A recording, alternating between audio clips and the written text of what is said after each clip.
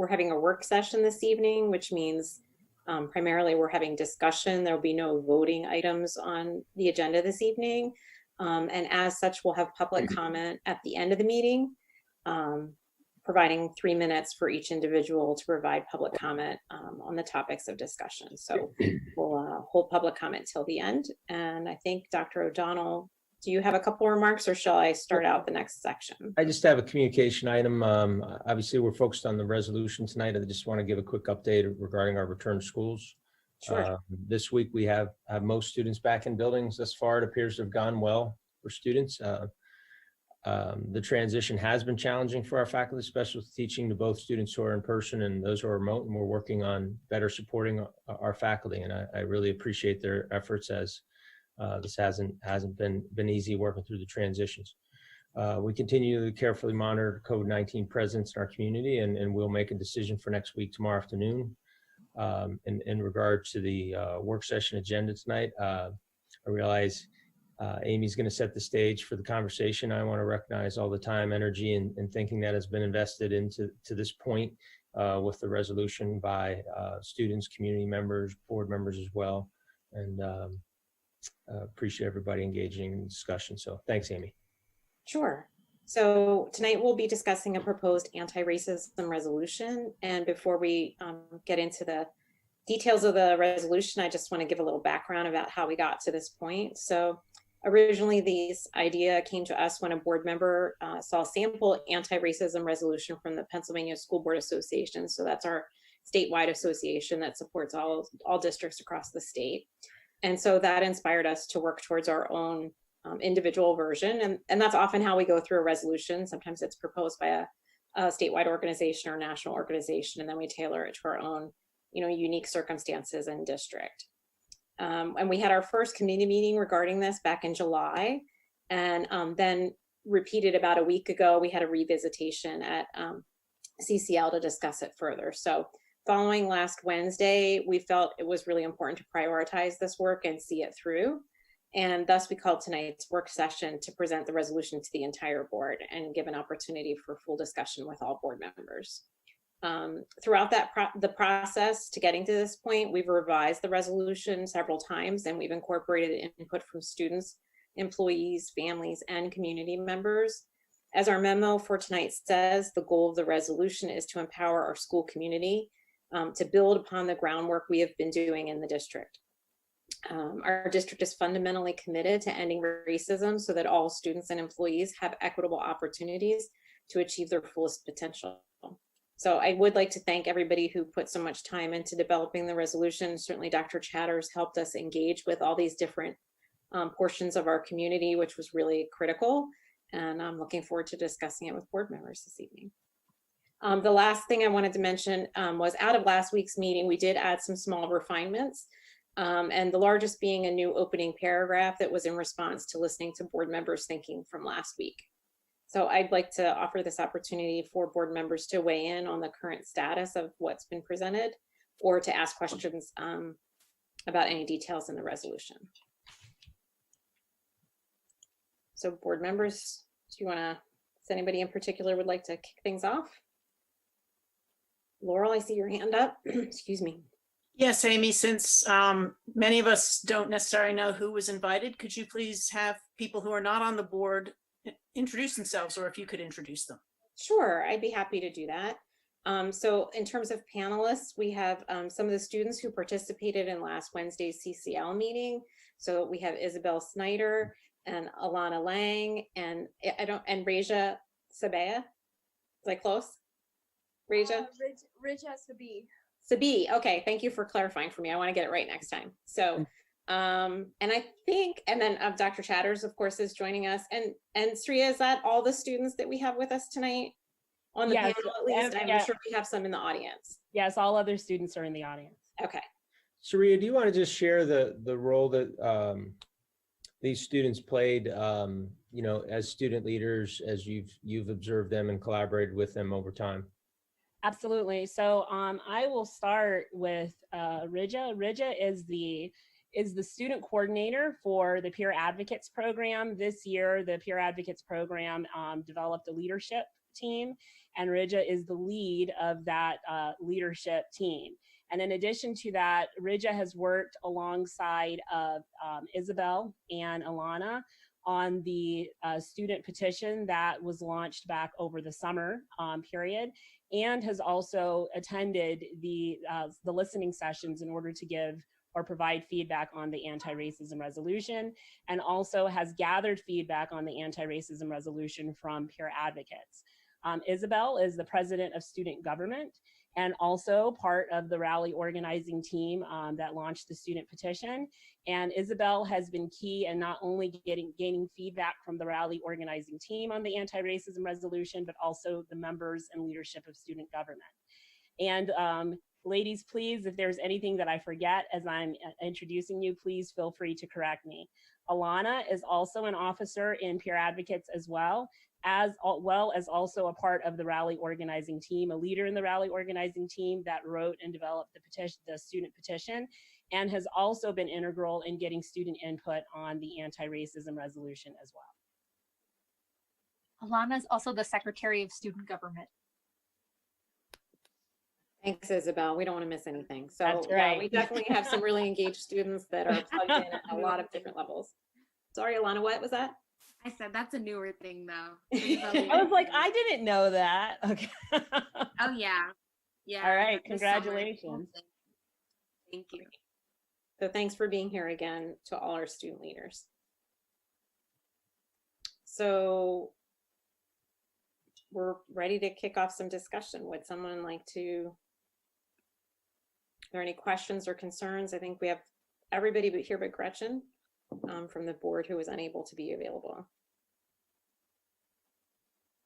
Lori. I'll just say that I appreciate the additions to this. I think that they do a really nice job of establishing the context for our district. So I think that having that right at the top makes a lot of sense to me. And I think the additional bit of languaging is useful. This whole process has been about shaping this so that we get it exactly right. And I really appreciate the additions. I like this a lot. Great, thanks. Yeah, I think it really adds to the framework of laying out what our unique circumstances have been here in our own district in terms of approaching these challenges and issues. So yeah, I appreciate all the input we've gotten from a lot of different areas. Any other comments or input from board members would like to share? It's very quiet.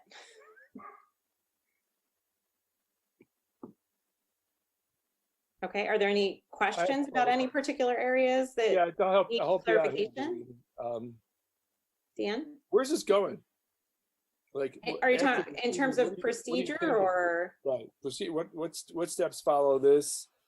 What are the specific expectations for our work this evening, and how does this inform us for the next steps to follow? Thank you. Yeah, I think the goal would be to bring this forward at our next board meeting, which is October, Lynn, help me, October 12th? 5th, sorry, thank you.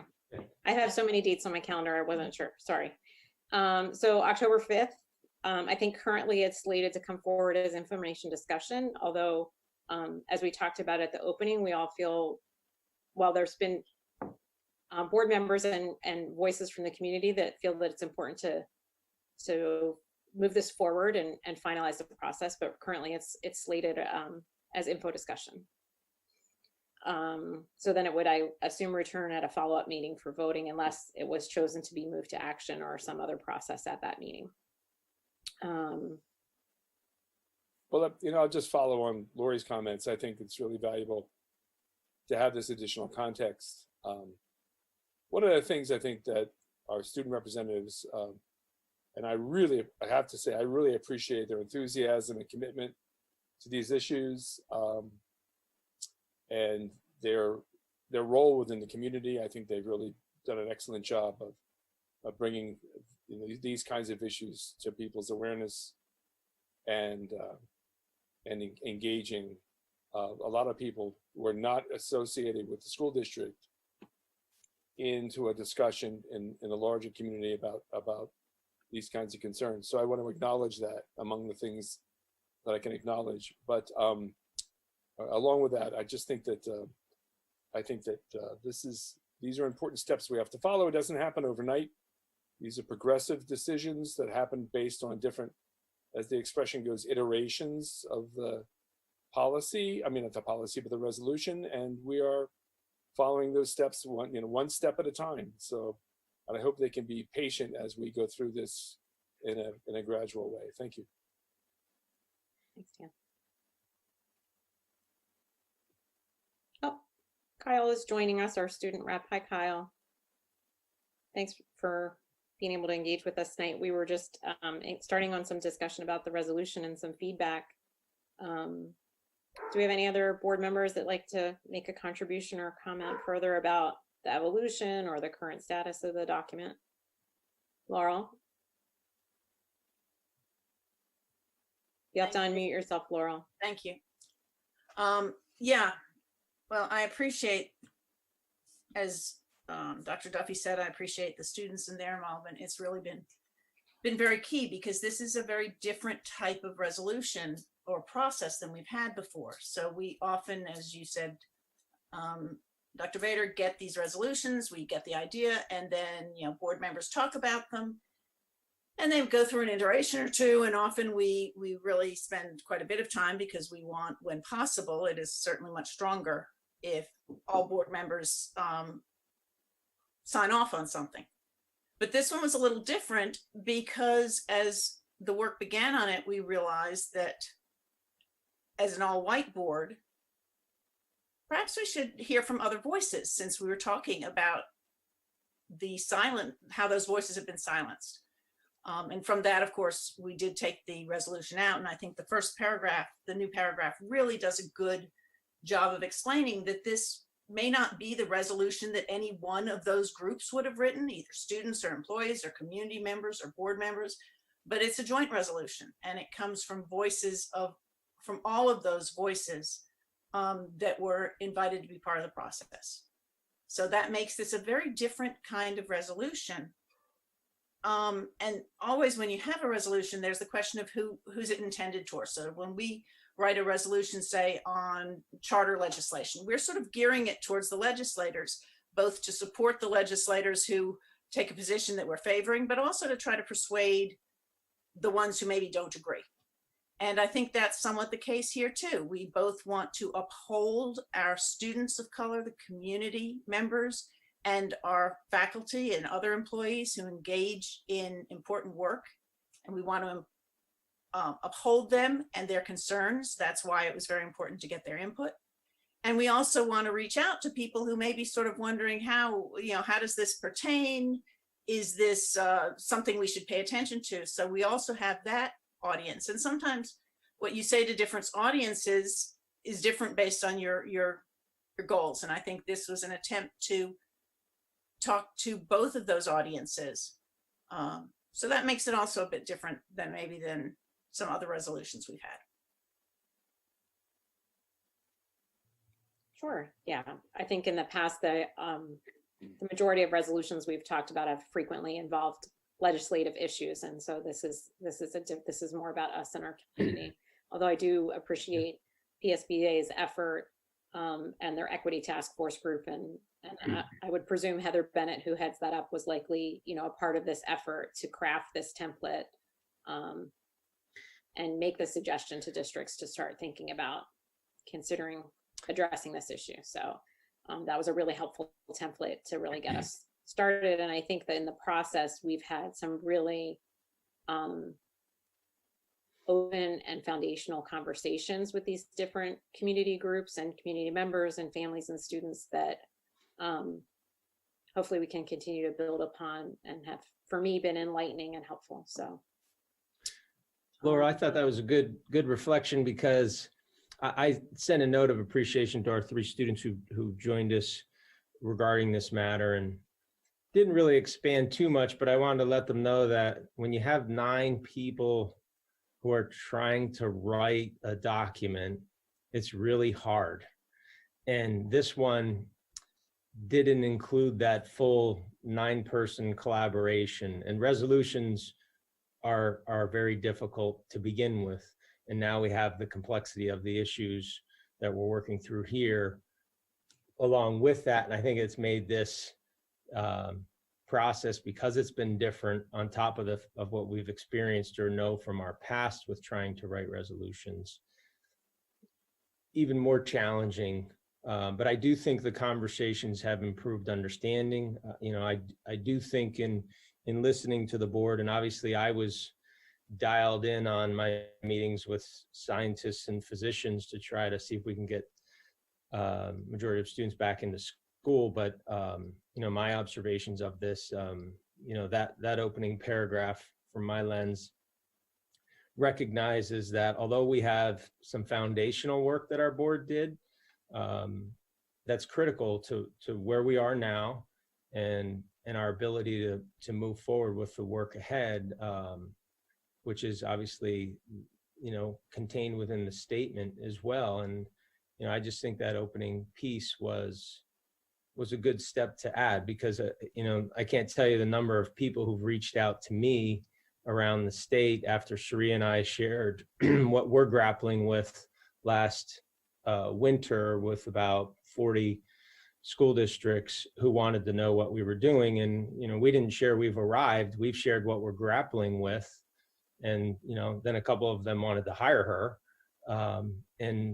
But I think the board's helped us to point this in the right direction. And I think this point in time is helping us to revisit where we are, recommit and re-energize around these important issues, even though we're grappling through a real difficult time. The pandemic isn't something that I ever want to experience again in my career, but the urgency of these issues around racism are important. So here we are. So.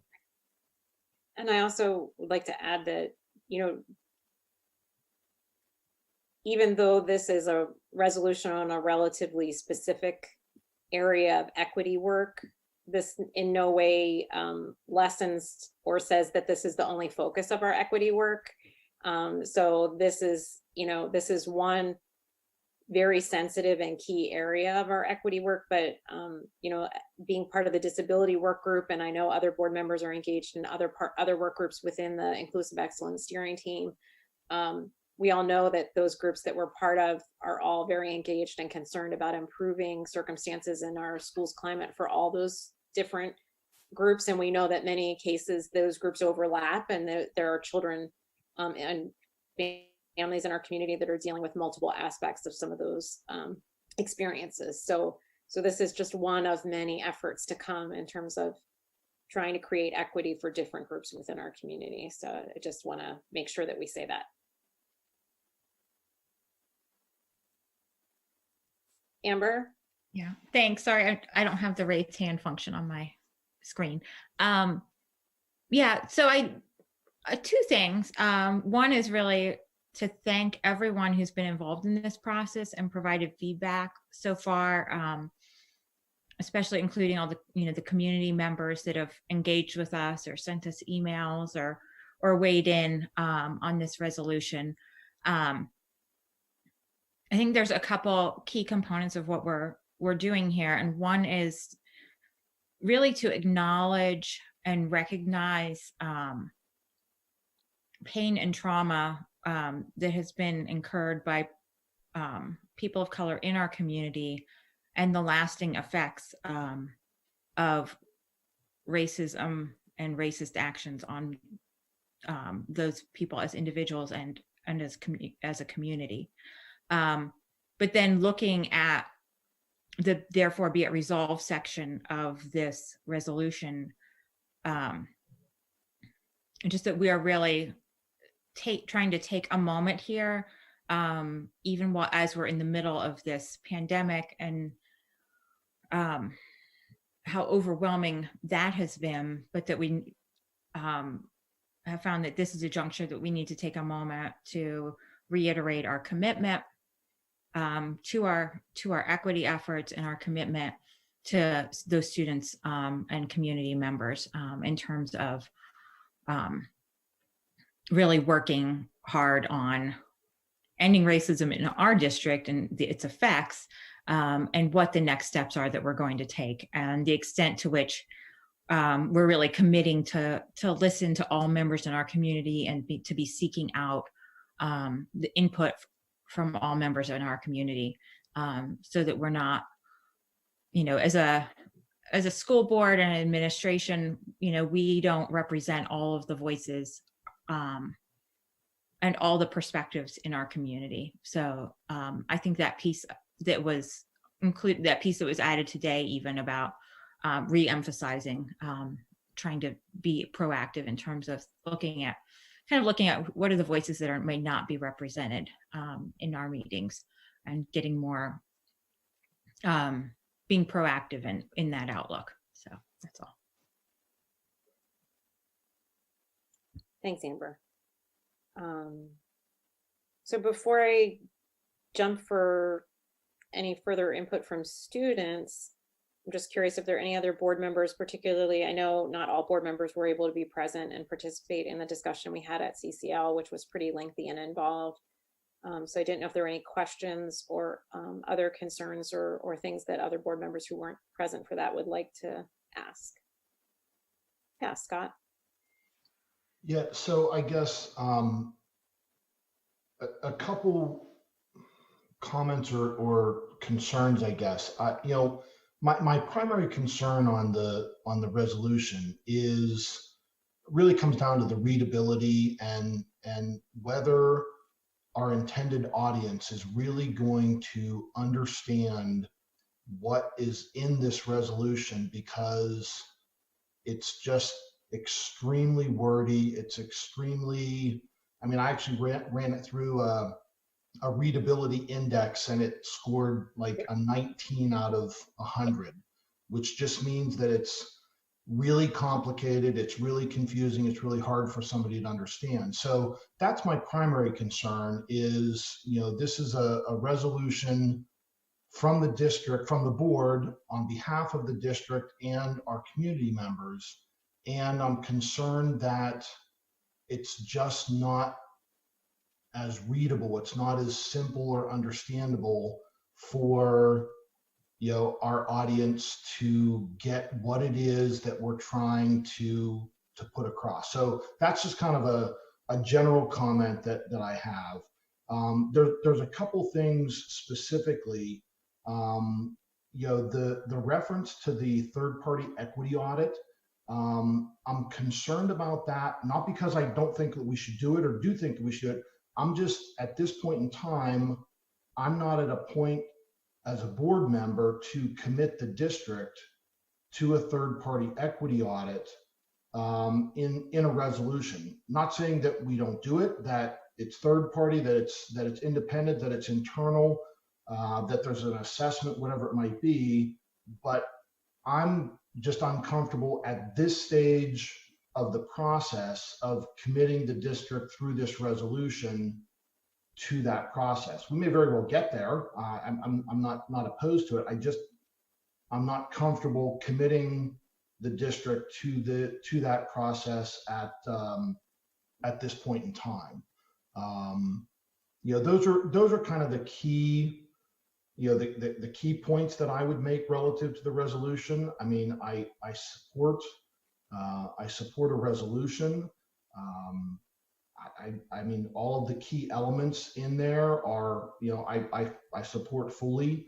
I just think it's just really tough for, many people to be able to understand what we're trying to get at with it. And as I said, I'm concerned with committing the district to a third-party audit without further conversation. Okay.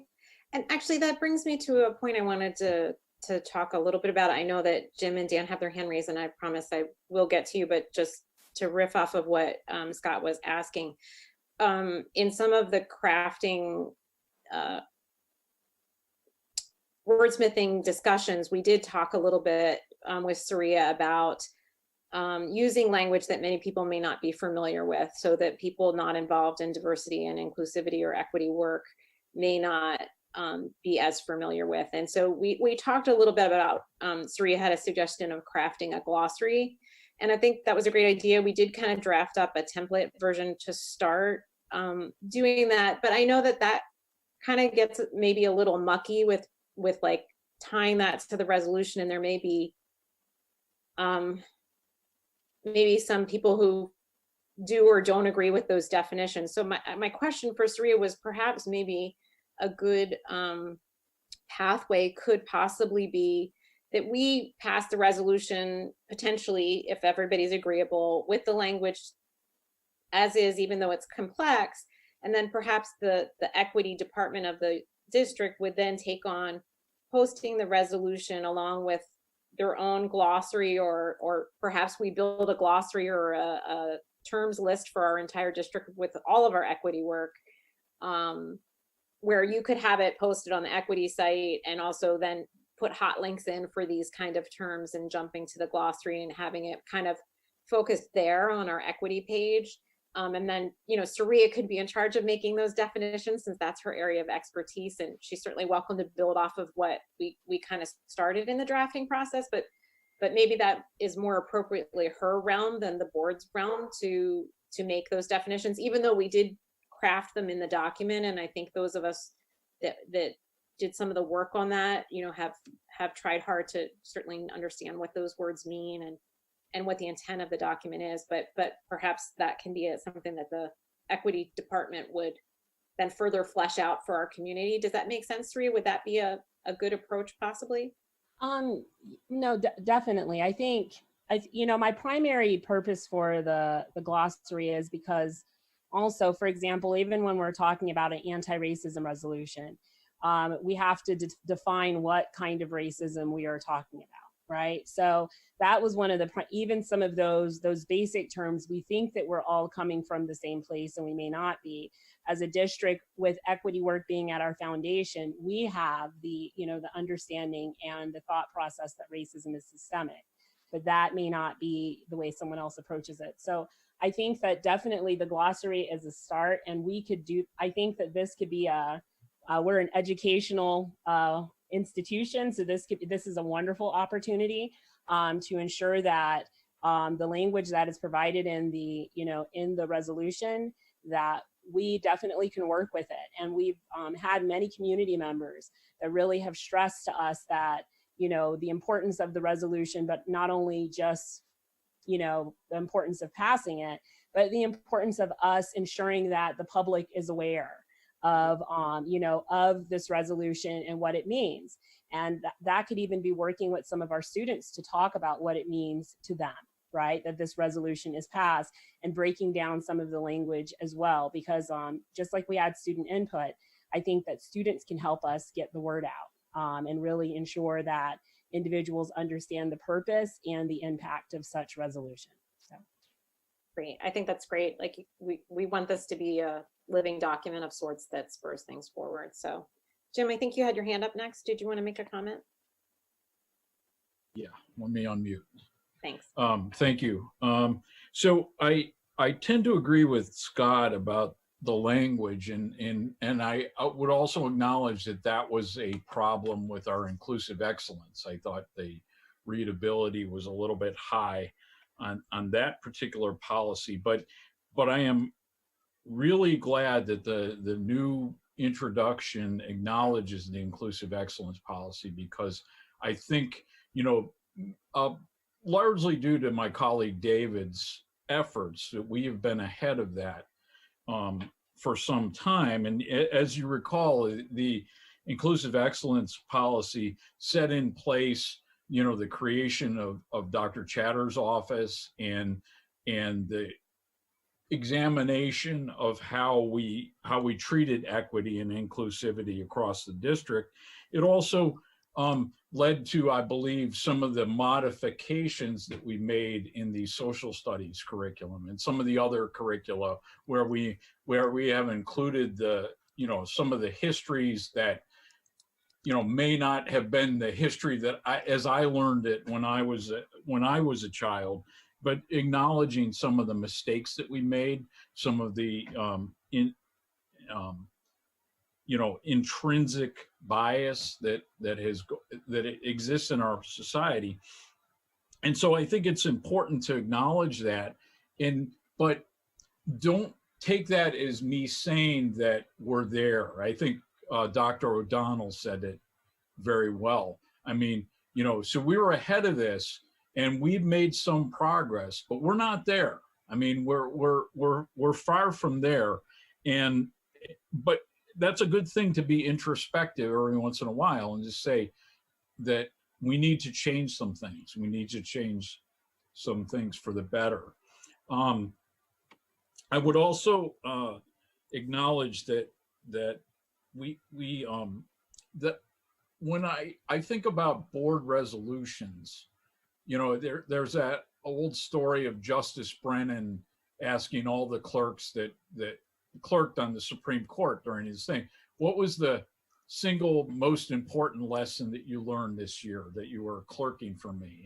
And most of the clerks would say, oh, this case, this guy versus this guy, in this case, and he'd say no. And then he finally, the clerks would give up and they'd say, what is the most important lesson? And he'd say, it's the rule of 5. If 5 justices say it, it's the law. And and so that's the way we do it in majoritarian rule on the school board, right? If 5 school board members think something should go forward, that something should be done, that's the way we're going to go. And the board members on the non-prevailing side of it say, yes, we'll go along with that. We'll support that because that's the majority.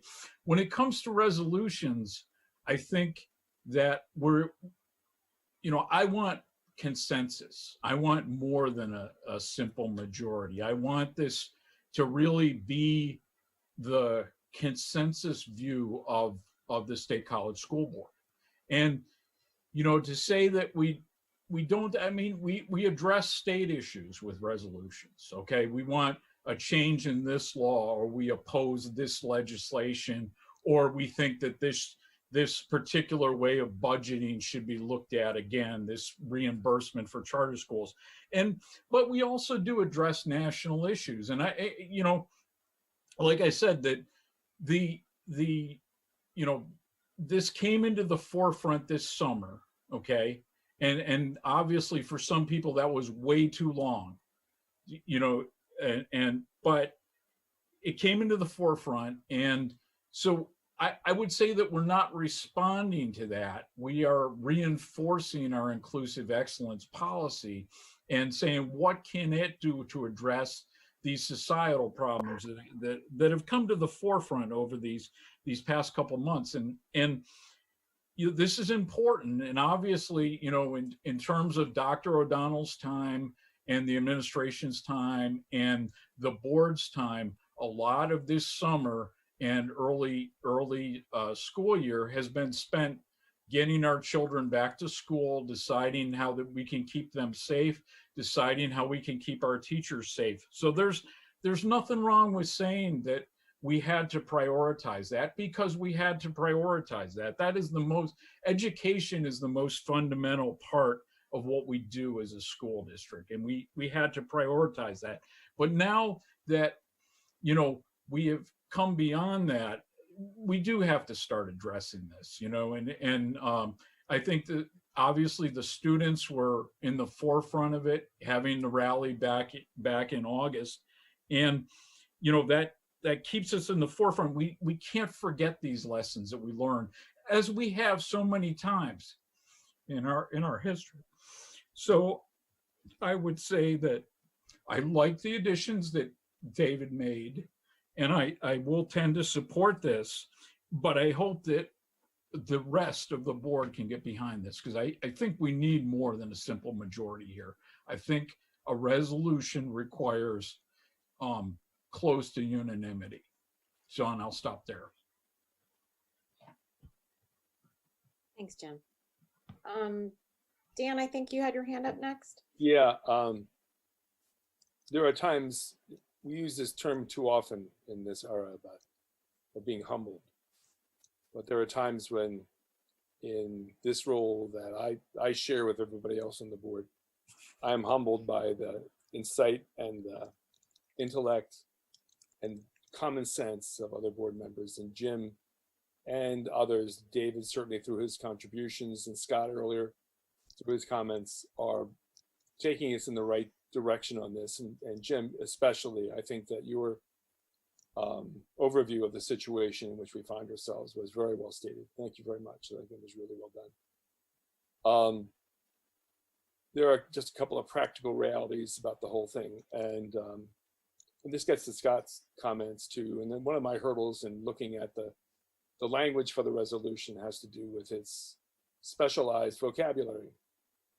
Now, my background was as a school psychologist, and one of the areas of work had to do with reading comprehension and working with young people in terms of their capacity and their facility in terms of understanding text. And without getting in a great deal of detail about this, we don't have the time. But I think that one of the questions, and I've shared this with Surya previously, is that the language of this can really lose the reader. It has the capacity to lose the reader because it's a specialized language. It's specific to a particular area of study or particular area of work. And I'm not minimizing the needs or the experience of the individuals represented by this language, but there's an example, a term in the resolution that I think is important in terms of understanding my concern about the language. There's a term which is otherizing. Now, otherizing is a term that relates to the way in which the larger society can discriminate or differentiate or in some way minimize or depreciate a subgroup within society. And that over time, obviously, well, slavery is the most obvious example of this, can devalue and subordinate or affect their opportunities and their role within society. So I think it's an important term. The trouble is it's not generally known. And I think that in thinking about the meaning of the resolution in terms of it getting out into the larger community, which is I think something that Jim was referring to and Scott was referring to too, that we have to communicate our intent behind the resolution in ways that don't inadvertently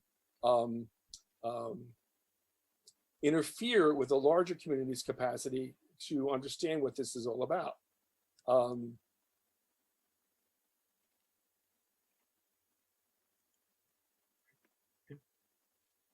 Dan, I think we've have you frozen a little bit there.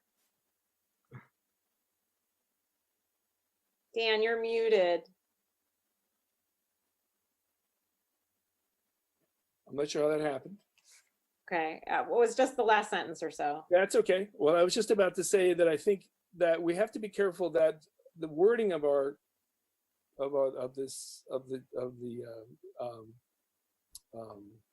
resolution, which I support, doesn't inadvertently otherize the larger community. Doesn't, because it's so specialized, so specific to a particular matter of thought and communication and experience, doesn't lead others to reject it out of hand. And that was one of the terms in the resolution. There's another one, centering the voices, and I think I know what that means. Here's the risk that I see in this, and this may relate to what Scott was talking about. I think when we come forward with a set of ideas that we would like the community to embrace, it has to be something that at the face of it, people recognize and see. If they don't necessarily identify it in themselves, they see it as a need for the community. It isn't something you should have to reinforce or have a glossary about, for that matter. It needs to be something that people can see pretty immediately without a lot of, and there are ways to structure text so that you first offer the explanation or the definition followed by the term. And so I just think that we need, in terms of what we eventually agree to, we shouldn't have to go back and then in a sense, reanalyze it or have the district spend a lot of additional time in the sense of deciding what those terms mean. We just simply could build it into the content of the resolution. And frankly, I mean, it wouldn't take much. Those two terms, those two phrases, centering the voices and otherizing with the two, I think, if to the extent that we can give them meaning so that we don't have to put the vocabulary word out front, we can explain it and then attach it later to help inform the reader about what it all means. I think it's not hard to make this manageable.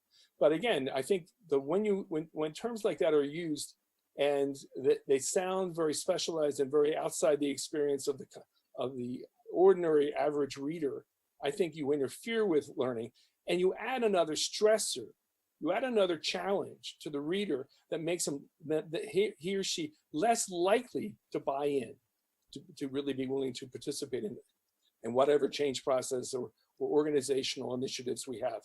I think this is really, I can't help but say this, I think this is really powerful in terms of the effect it can have in terms of hindering the effectiveness of the resolution. So it's not much to change, it's just a few words here and there. One of the ways I thought about doing this would be to work with our communications specialist, Chris Rosenblum, who was a journalist by his prior experience, knows a lot about this stuff. He knows how to communicate with the larger public.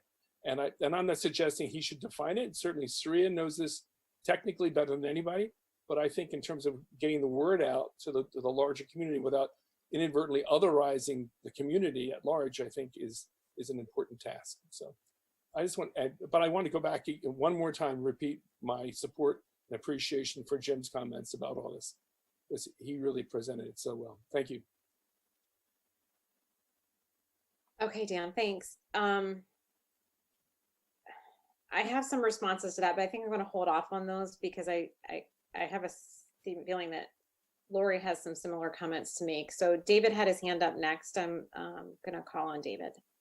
Okay, thank you, Amy. I raised my hand to respond to Scott's comments, and I believe that Jim and Dan have probably responded that more eloquently than I was going to. So I'm going to get to the point. Well, first of all, I want to say I really very much appreciate the efforts that have been made.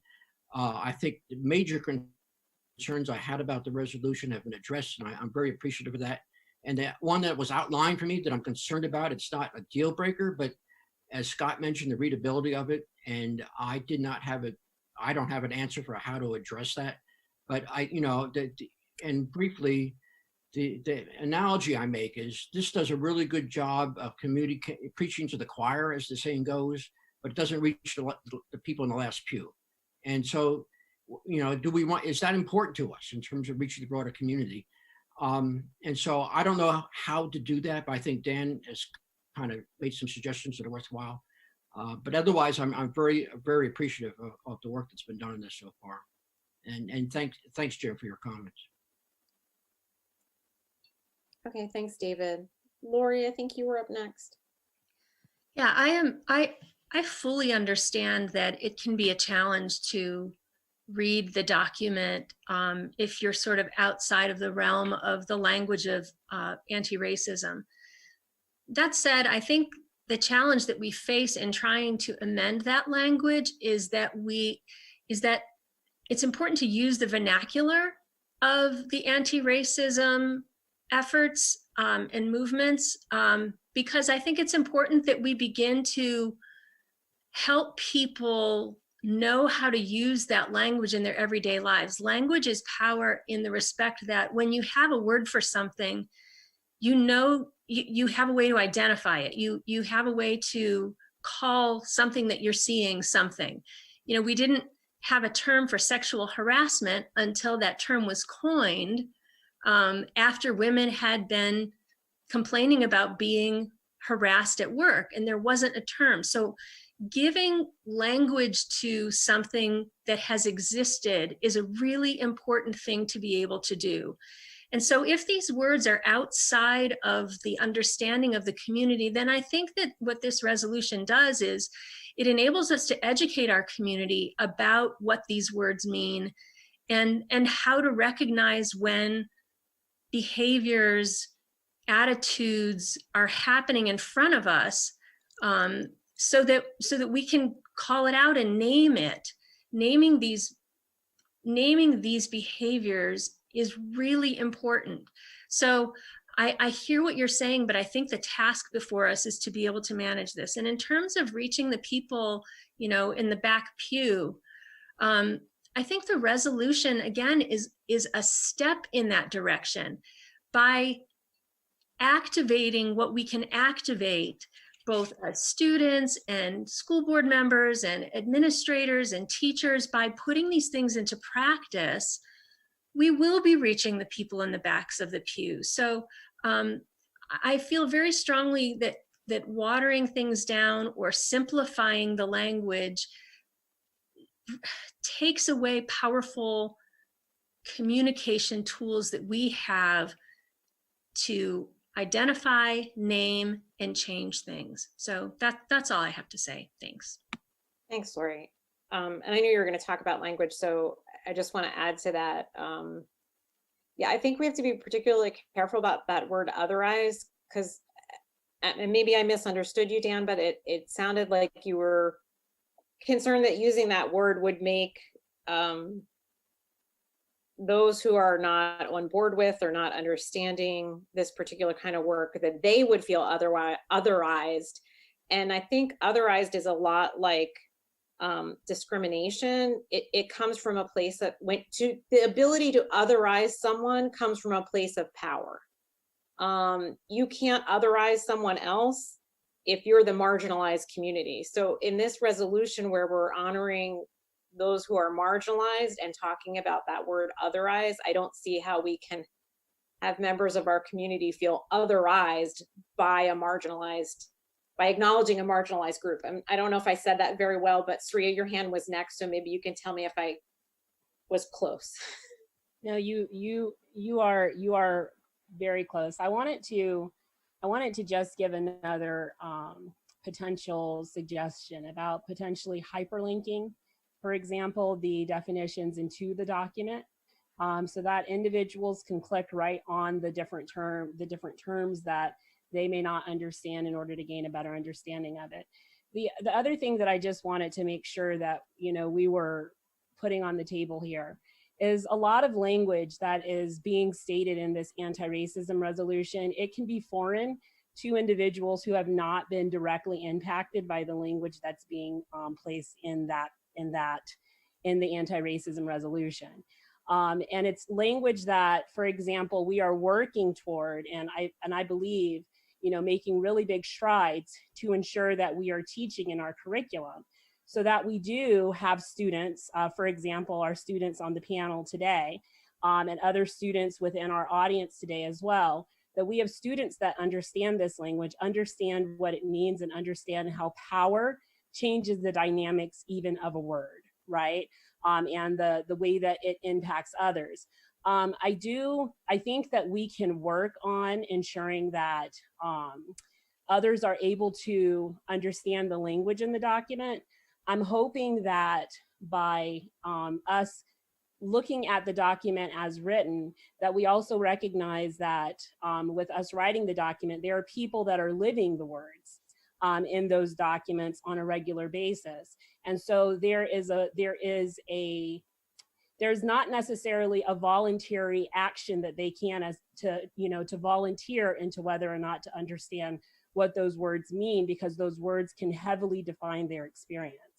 So I think that by, for example, and I feel weird like saying this, what I just said, and then in the same paragraph saying we can hyperlink those terms to make it really easy for the document to be easily navigated.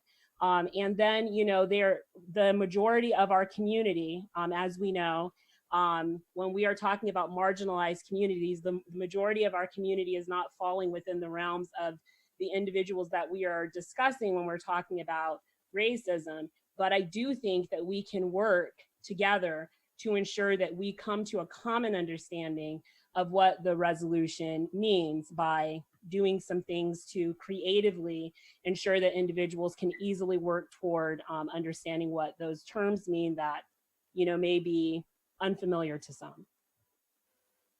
Thanks, Serene. So I see Isabel's hand up. And Isabel, do you mind if I have the last board member have a chance to speak and then we'll go through the students? Does that sound okay? Absolutely. I know you were waiting, but I know Gretchen joined us late and didn't have an opportunity to really weigh in earlier. Thanks. I appreciate your patience. Okay, Gretchen, would you like to make a couple comments before we move on to some students? Yes, please. Thanks, Amy. And Sure. and I'll be quick, Isabel, so then you can go next, or I think that was the plan. And yeah, sorry, I had to join in late. It was not in my power to be able to be here on time, so I apologize. And because I stepped in late, I basically just feel comfortable saying that I want to ditto what Lori said. I want to ditto what Saria said. I do think that the vernacular is important. There's power in these words. We did go to these different groups to get their input, and to not include it seems inappropriate to me. And I think that it's important to leave it in. And again, just ditto what Lori and Saria said. And thank you, everyone who has put in so much time on this. Thanks. Thanks, Gretchen. Okay, so Isabel. Oh, awesome. Thank you. And thank you again for having us tonight. We really appreciate being a part of this conversation. So just a few brief things that were touched on in comments earlier this evening. Just the statement about preaching to the choir. I think that is something that honestly is needed in this time, because the choir has been doing a lot of work. And this is a promise and a statement of accountability and a statement of support that has been needed for a very long time. And I think we're hearing from our community that it is needed and that it will absolutely be appreciated. So I think this rallying the choir is something that is needed in this moment, and is something that it's all right to acknowledge that as a purpose of this document. And I think the purpose of this document does not necessarily need to be to cater to those who are in the very last pew who may not be even on board with this anti-racism work yet. And I think rallying the choir before we move on to that final pew is okay, and is a fantastic purpose of this document.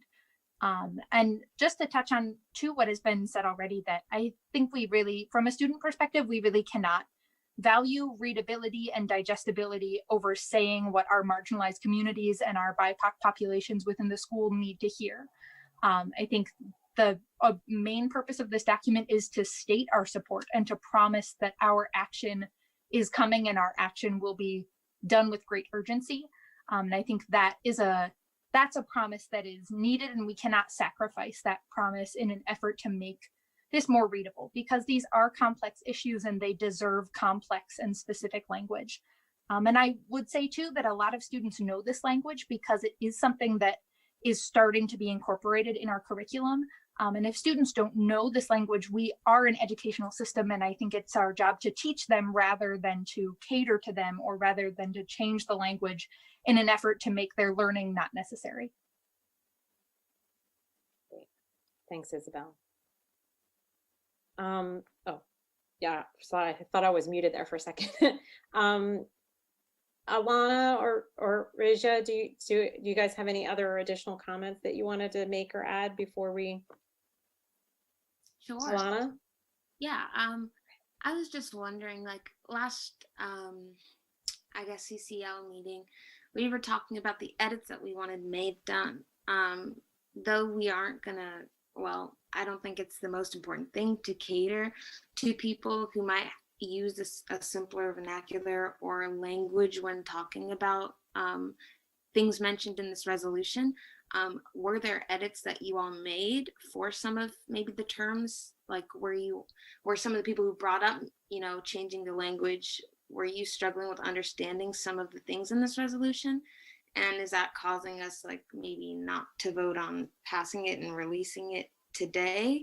And if that's the case, since you all have read it, were there like words that maybe you need clarification on or something like that? Because I don't know. I think if this is a problem, this was touched on last time, and I think most of you were there. So maybe there's something that we can squash here, to make this process go a little quicker. Sure. So I know just in some of the feedback that there was some specific feedback from Isabel And your feedback about the clubs, we did add, I shared some of my personal opinions with Isabel about some of the feedback on those, and I had forwarded her comments to the rest of the board on a couple little areas. I think there was like one place where Isabel had asked about possibly being a little more specific, and my response had been, because we hadn't created some things, like when we talked about the avenues of having more opportunities for hearing from our different marginalized groups, I was reluctant to suggest that we put specifics in, because we hadn't really crafted what might be best, and I wanted to leave that open for that opportunity. And there were some other questions in there that I hadn't heard from any other board members in terms of making changes along some of those. I think, Alana, though, it sounds like you're asking some of the board members who had some questions about the language, whether they had particular questions as well. Is that kind of what I understood? Yeah, so Dan and Mr. Duffy and Mr. Fazard and maybe Mr. Hutchinson. My bad.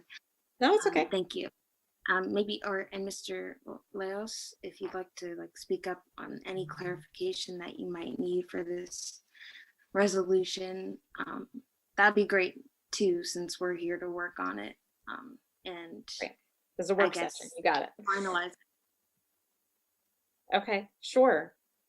So I know Raja had her hand up, and we'll get to her, but since Alana specifically asked if any other board members had questions of her and the other students regarding some of the language, I see Dan and Laurel have their hands up. Did one of you have a question in a response to Alana that you wanted?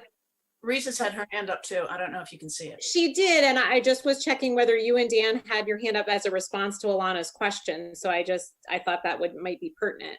That was Dan, me. no? Was yours about something else? I think Alana just asked for some clarification, and I really appreciate the opportunity to talk about this. This is important. That's what these conversations and meetings are for. It's to communicate, collaborate, deliberate, and clarify the kinds of things that are in our experience. We have 9 board members, each of whom bring a really, really different experience to what we're doing. And mine happens to be in terms of communication and language and reading in particular, and the meaning of words. And so, and I also have a little bit of experience in terms of understanding how groups work and how to bring groups together to work. So Alana, I really appreciate your question. Is like, what is it that's on my mind? Why am I bringing these questions forward? Thanks very much for asking about this. This is really that's an important clarifying question that you asked. It's just that in terms of thinking about our role as a board, one can think of it as we're in a room when we meet typically together. We're in a room together, we're making pronouncements and making decisions that only affect the school district. But in fact, the reality is we have a much larger audience. We have the entire community of State College, including, some might say, a certain number of people concerned about taxation and costs and so on. So we have a much larger audience to which we need to recognize. We don't need to necessarily roll over for that audience or agree with everything they come up with, but we need to recognize that they are an important audience for our decisions.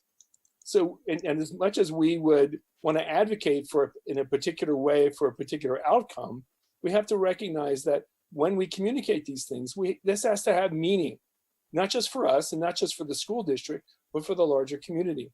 So in terms of this particular resolution, I embrace the values behind it. I was thinking a lot about this since the last week. We talked about this at great length for 3 hours last week at CCL. And it really led me to wonder, how did I get here? What kinds of things have happened to me in my own life? Where am I in terms of these kinds of issues?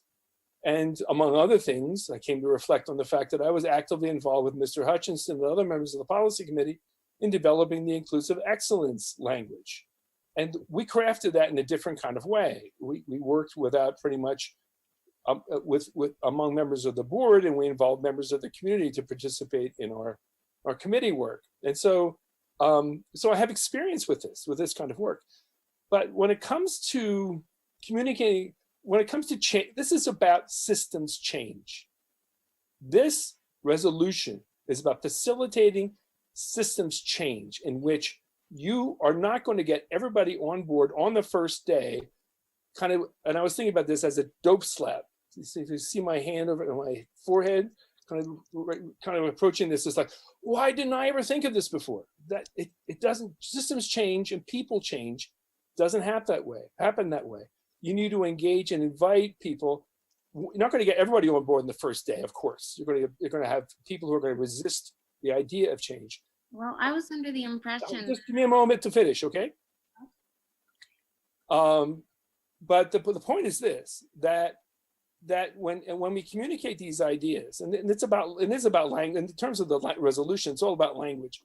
What are the ways? And there are differences of opinion among members of the board in terms of what this means.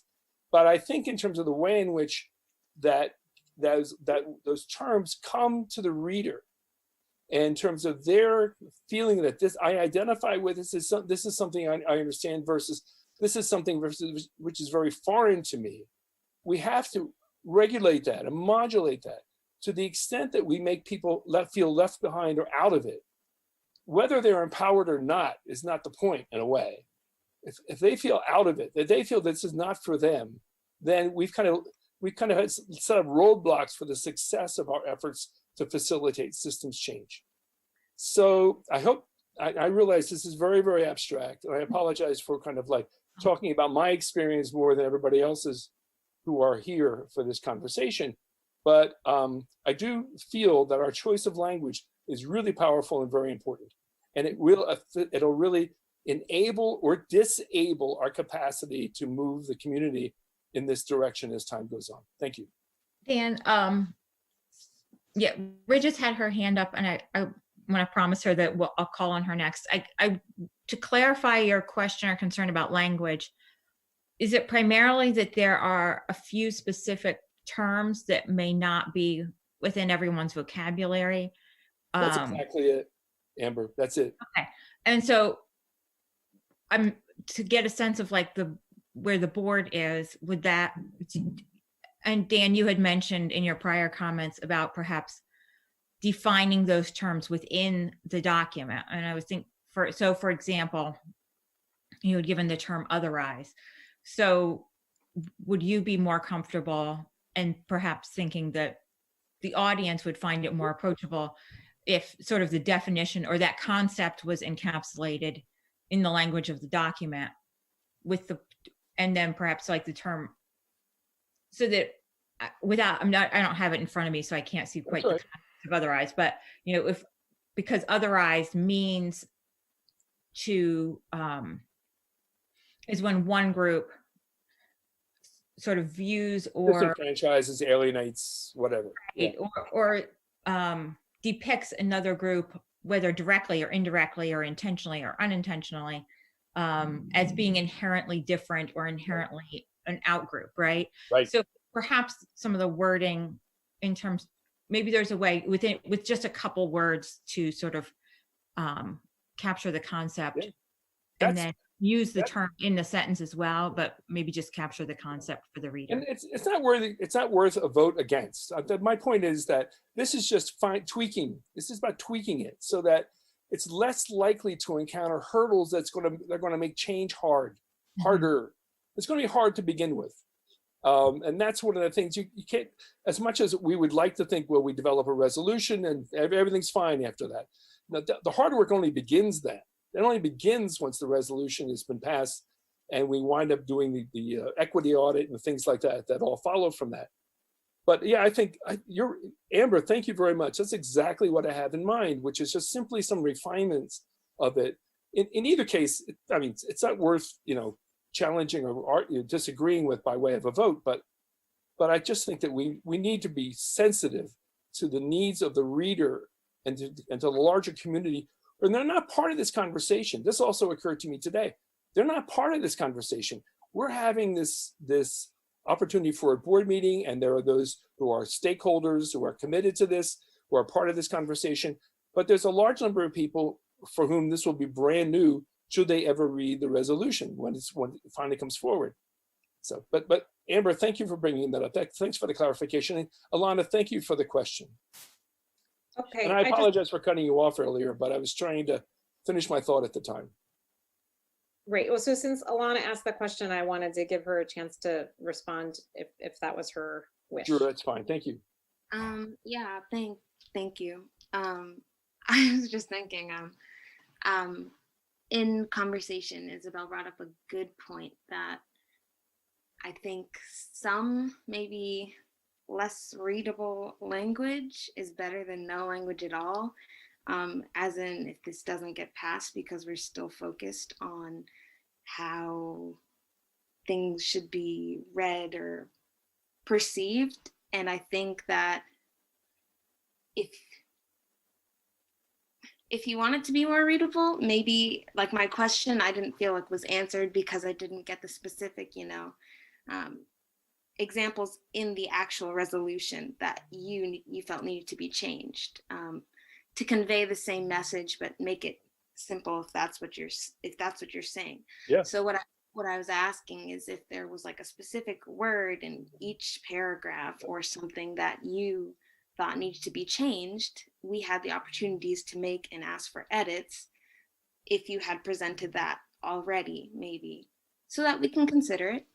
Like, not all of the edits that we all had made were in there, but some were included and changed. So that's what I was asking. Great questions. And I apologize for neglecting that basic idea.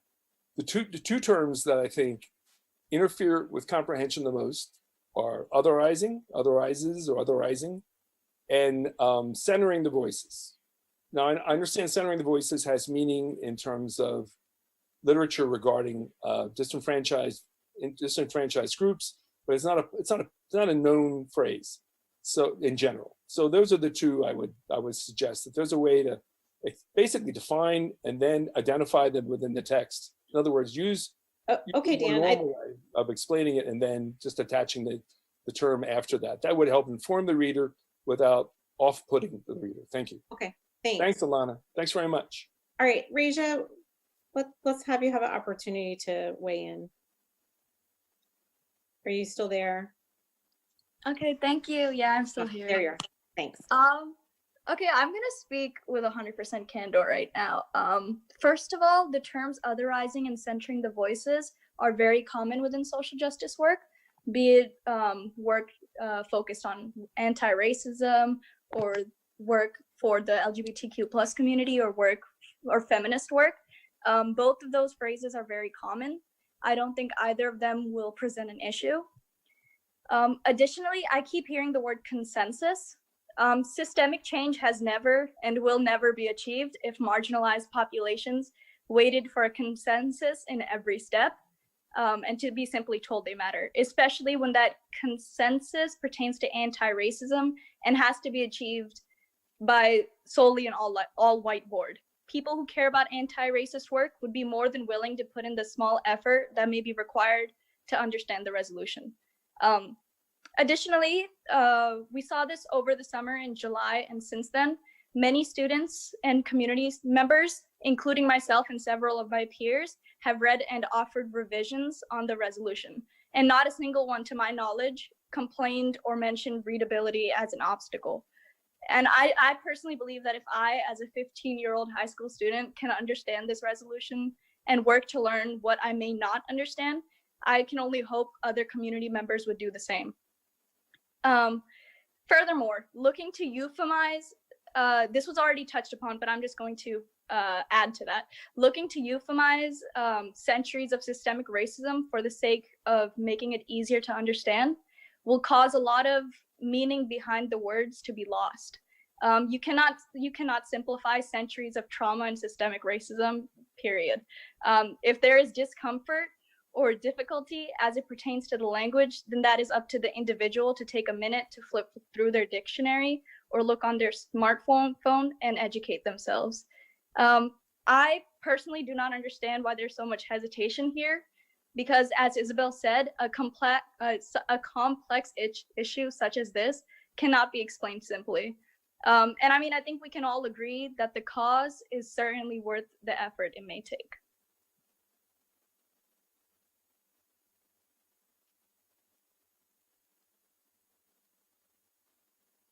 Sorry, I was muted. Thanks, Raja. I think that was really well put. Laurel, you had your hand up next. Yes, thank you. So the question about readability, I think, is not just words. My understanding of those things that evaluate readability is complexity of sentences. It's more than just a word. So the reason the readability matters is precisely not for the people who are already committed to anti-racist work. And I think that's when I talked about different audiences, we want to both validate and reach the audience that has participated in writing this. And we also, the hope is to reach out to a broader audience because we want to bring people along with us. And while you can say, yes, we could go without them, that's true. But as elected officials, and I think this was something that one of my fellow board members said, we're going to be able to do much more if we can bring people with us. Now, that doesn't mean we should compromise and say, okay, well, we'll just wait another 50 years or 100 years or 400 years. That's not the case. And the other thing I want to reassure people about is that even if this resolution doesn't pass, the work will continue. We will continue to do the work we have been doing, and it will grow on itself by virtue of things like, for instance, having the peer advocacy group, which is how you guys became involved. That's going to continue. I've not heard any suggestion to end that. The resolution hopefully can both reinforce that work, explain that work, and help bring people along. So when I had first seen the PSBA example, what really grabbed me was that their first sentence dealt with, and this was over the summer, and it was shortly after, when it came out, it was shortly after the murder of George Floyd. And it started with that and the sense of shock that so many people felt. And I can tell you as a white person that I had people who had never talked with me about race start conversations with that. So it sort of created a moment to seize on, to move things forward for people who had already been thinking about that. So that was one point I wanted to make, is that yes, people who are committed to anti-racist work would be willing to put in the effort to understand the resolution, but we're also trying to bring other people to the point of committing to that work. And that's why the readability matters. I just want to go back quickly to something another colleague said, and that was about the third-party audit. I really do think that's important. I think hearing an outside voice is important.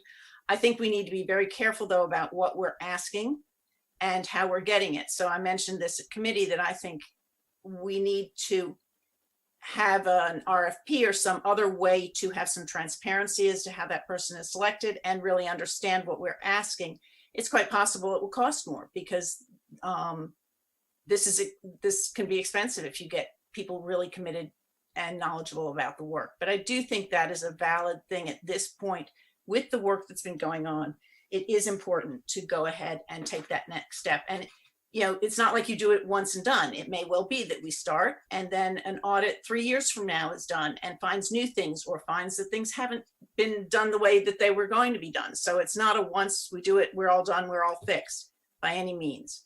And we want to make sure that it's done in a way that we are able and willing to work on the things that are brought to our attention. The issue of language also brings to mind the concept of the dog whistle. And I'm assuming that people have heard that term, and that can be used in a lot of ways. One of the problems with dog whistles is that it can speak to the people to whom it's mentioned, it's intended, and then the other people don't get it at all. So we could and it's been most frequently recently used in the, as in dog whistling towards, say, white supremacists. But dog whistles can go all kinds of ways. Dog whistles can go to, you know, a member of your fraternity or sorority, and dog whistles can go, for instance, to a marginalized community. So there can be language that says, we're reaching out to you, we're letting you know that we're with you. And at the same time, nothing gets done because we're so busy trying to communicate that. That's one of my concerns, is we could have the strongest resolution and get nowhere. We could have what sounds like a weaker resolution and get somewhere. That's what I mean by different audiences and being careful to try to engage those people who were shocked and made more aware this summer of things that other people have been aware and living a very long time and continue to live. So that's the other thing, is that you may not realize that not everyone saw those in between drafts, and that was part of the concern when you saw board members sort of saying, well, wait a minute, how'd we get here? That's part of how that happened. So well, I can't be 100% certain that all the drafts were shared with every board member, but I know multiple drafts were shared at different stages with some board members and with CCL. But I wanted to just speak briefly. I don't know all three students deeply, but my impression is that they were engaged in a lot of this work prior to the Peer Advocates program. And so while that brought them to this discussion with us, I think they've been engaged on this issue for a long time. So I don't want to paint it, even though I know Saria has engaged lots of new students who may be new to this work. I think these particular three students have been engaged in this work for more than just their initiation in the Peer Advocates program. So I just want to clarify that. If I'm wrong, you can correct me, but I'm guessing that's probably true. I'm sorry, I was talking and I don't know whether Saria or Isabel was first. So let's go with Isabel can go ahead and go. Okay, go ahead, Isabel. Awesome. Well, thank you. Speaking from a student perspective, I will say that terminology like centering voices is a word that, even if we have not been a part of this work, it is a word that is highly understandable. And I think the same goes with words like otherization, we have speaking frankly, we have a fantastic SCASD English curriculum, and we were all taught to use context clues from a very early age, and I think have used them well. And that's something that has been really drilled into us, and we're grateful for that skill. So I think this is getting so hung up on the specifics of language is not necessarily beneficial to us in this case. And I know there was one other thing I was going to add, but it is slipping my mind right now. But that this is a resolution that students need to hear, and that the staff and faculty who are doing this work really need to hear. And I think that is not a dog whistle, that is encouragement. And I think folks who are so adamantly opposed to anti-racism work will not be convinced by a board resolution. And so it frankly feels as though we are wasting our time spinning our wheels, focusing on a group that will not be convinced, while we have a large student and large parent and large teacher population saying, this is something we need, this is something that will help us. And we are dismissing their concerns and their need for urgency in the sake of this nebulous group of a third party that might be convinced by a board resolution. And that, as a student, is really discouraging. Thanks, Isabel. Saria? I think that we are hearing some emotion in voices here. And one of the purposes that I think that we have to be aware is, while we're discussing the readability and the language and such of a document, any document that is brought forward that is discussing whether it be racism or sexism or homophobia or any of these things, we may not be aware of it, but it's a discussion of identity. It's a discussion of a specific group of our community that hold a specific identity. And when we talk about, for example, things like dog whistle politics, coded language, different things like that, again, we also have to recognize power and privilege and those types of, when we talk about coded language, for example, language that's purposefully put into a document or into a flyer or something like that in order to call to a specific group, most often it does deal with white supremacy and different things like that. But in this kind of a document, the reason why a lot of individuals are not aware of these words is the reason why the resolution has been put together. And the reason why a lot of individuals are not aware of these words is because they are recognizing, discussing, and identifying the issues that are experienced by a marginalized, minoritized group of our community. So when we say that it's coded, it's not coded because it's not important or that community is not wanting other people to understand what it means. It's coded because the large majority doesn't have to know. I think we're at the point that excessive wordsmithing is going to slow us down. And I concur that personally, I think that we need to set some lofty goals on this issue. And if that means using complex language that people need to dig into a little bit, there's nothing wrong with that.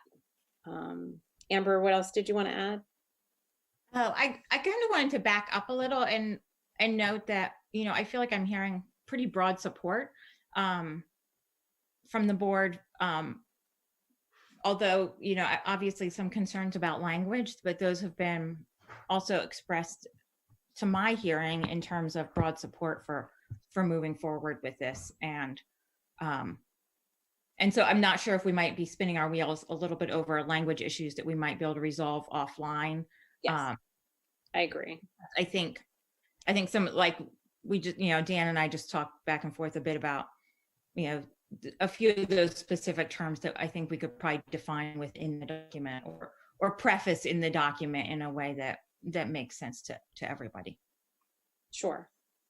I think that sounds great. I think if we can move away from that language issue, unless there's something more fundamental that someone wants to bring up, I think we could put that to bed. And I'm happy to work on it with anyone who would want to work on it. Sure, of course, me too. So I'm hopeful. It looks like no more hands up right now. So I'll give one more second to make sure that no one else wants to add anything from the board discussion. And then let me just double check. Dr. O'Donnell, I think then we would be ready to move on to public comment if that's the case. Does that sound correct? Yes, thank you. Great. So at this point, I'd like to open it up to opportunity for public comment. I'll call on attendees and let you know to unmute yourself, please. And if you can give your name and where you reside in the district, and you'll have 3 minutes to provide public comment. So clicking over to see who I have here, I think Jamie Campbell has had their hand up for most of the session. So let's start there. Jamie? You just have to unmute yourself. There you go. Great. Thank you for allowing me to enter. So Jamie is actually he. I said they, so I wasn't sure. They. Okay, that's great. I did. I appreciate that. You're welcome. I appreciate the eloquence of all of the arguments, but I think a lot of the eloquence is lacking the sentiment that the statement is trying to provide. I think that we are finding the idea of what you all have said and have continued to say in a circular loop about the wordsmith and being concerned about who is having an opportunity to speak and who in the community is going to be offended when so many of the people in the community have already been offended that caused for this resolution.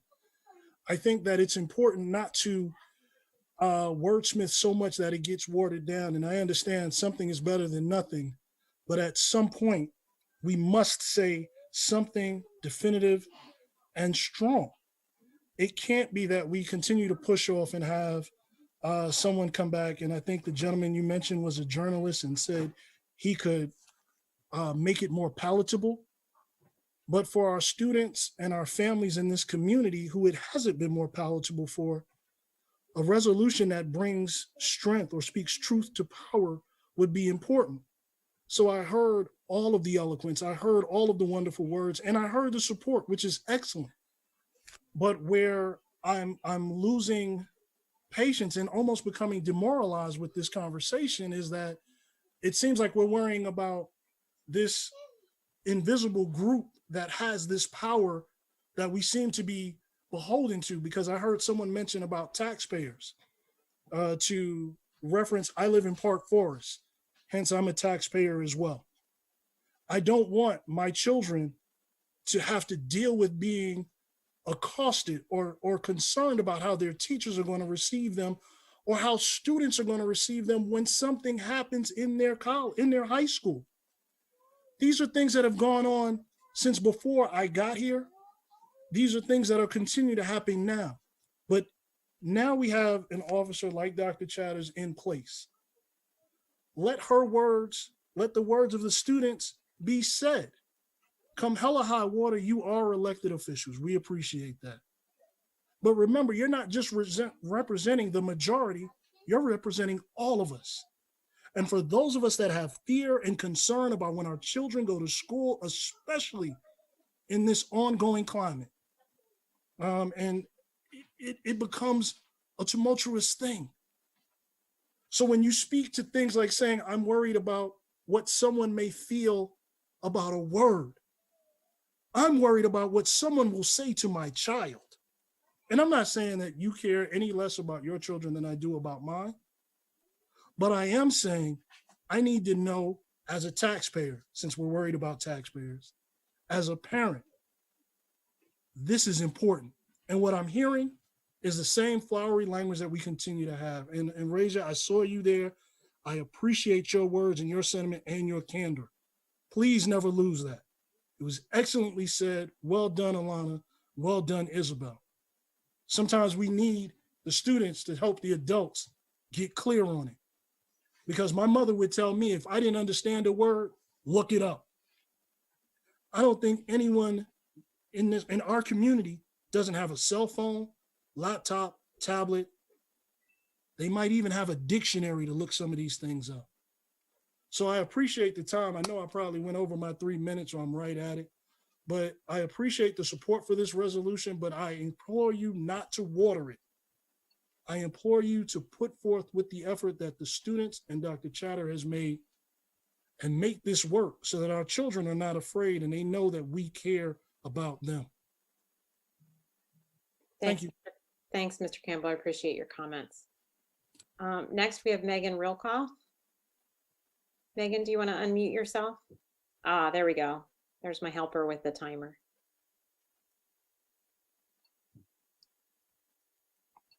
Go ahead, Megan. Hello, can you hear me? Yes, I can. Thanks.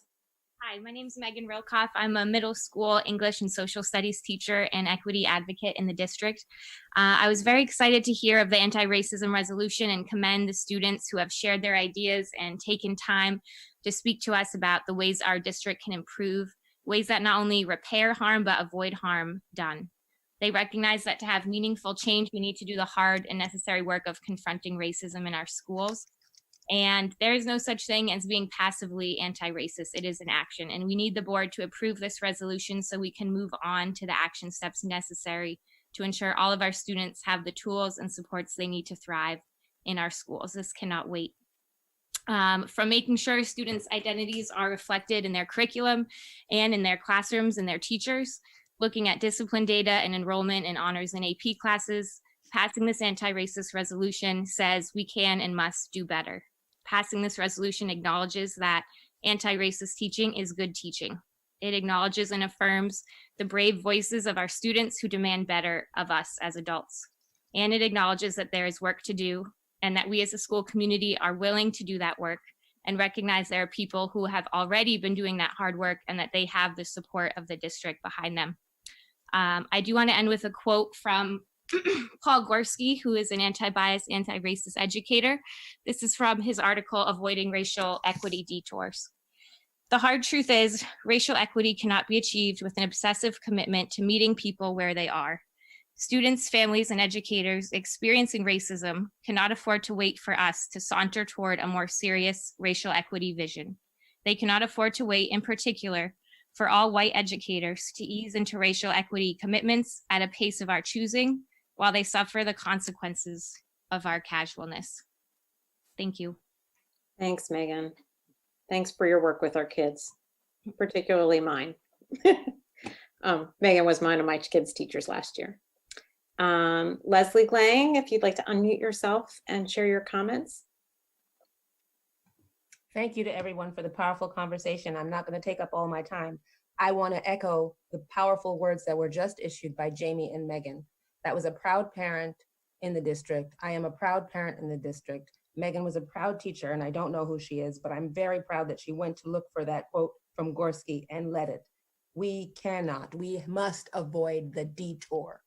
This minutia of debating the language, it cannot sustain us. It will indeed not sustain us. Brian Stevenson also says we have to be willing to be inconvenienced and uncomfortable for justice. The children are seeking justice. It is uncomfortable to be led by our children, but alas, we must because it affects them. They are the future. I encourage this board. You want to create a more welcoming school environment? You want people of color to serve on boards with you, but yet you will not honor us, and you will not honor our children, and you will not protect them. With these words, you must act. And I will encourage you just to think on that. If you truly want to stand behind what it is that you say, you must take action and resolve. The resolution reflects your commitment to us and the students, and that is who it is written for, to effect that change. Thank you again for your good work. I applaud our children with such poise and eloquence that most of us took more than 2 decades to learn. They have already accomplished what we have not done. And we must meet that challenge and keep them learning and thriving in the environment that we seek to provide. Thank you. Thank you, Leslie. Next, I see Lori McGarry's hand. Lori? Oh, Lori, are you still there? Okay, I see you again. Unmute now. Can you hear me? Yes, I can. Thank you. My name is Lori McGarry. I live in the borough and I teach at the Delta program. Institutions are powerful. They are created to sustain themselves long after the individuals who design and build them are gone. It's no accident that traditional high school curricula and culture have barely changed since I was in secondary school 25 years ago. Changing institutional systems and culture requires massive intentional design and action sustained over long periods by people at all levels and in all roles. As a district, it is not enough to have good intentions and merely denounce systemic racism. The entire organization has to mobilize to examine its DNA, to identify the myriad places where our practices result in physical and emotional harm and disparate outcomes for students, and to overhaul our systems to achieve meaningful and lasting change. It cannot only be the work of a committed but exhausted group of students and families, a single director of equity who does incredible work but is stretched unsustainably thin, or a few faculty teaching specific electives or choosing to go rogue in their classrooms. This kind of overhaul can only be achieved if district leadership supports it, both in word and in practice, and commits substantial resources that prioritize anti-racism and equity over other district efforts. The most basic step is to get this anti-racism resolution approved by the board, but it is only a step. My concern is if we can't commit to the powerful specific language in this resolution, how will we be able to do the difficult work it actually promises and requires? We need your leadership on this. People in our community and across our nation are working tirelessly at great personal risk to organize for change and demand anti-racist action in policing, schools, and the political process.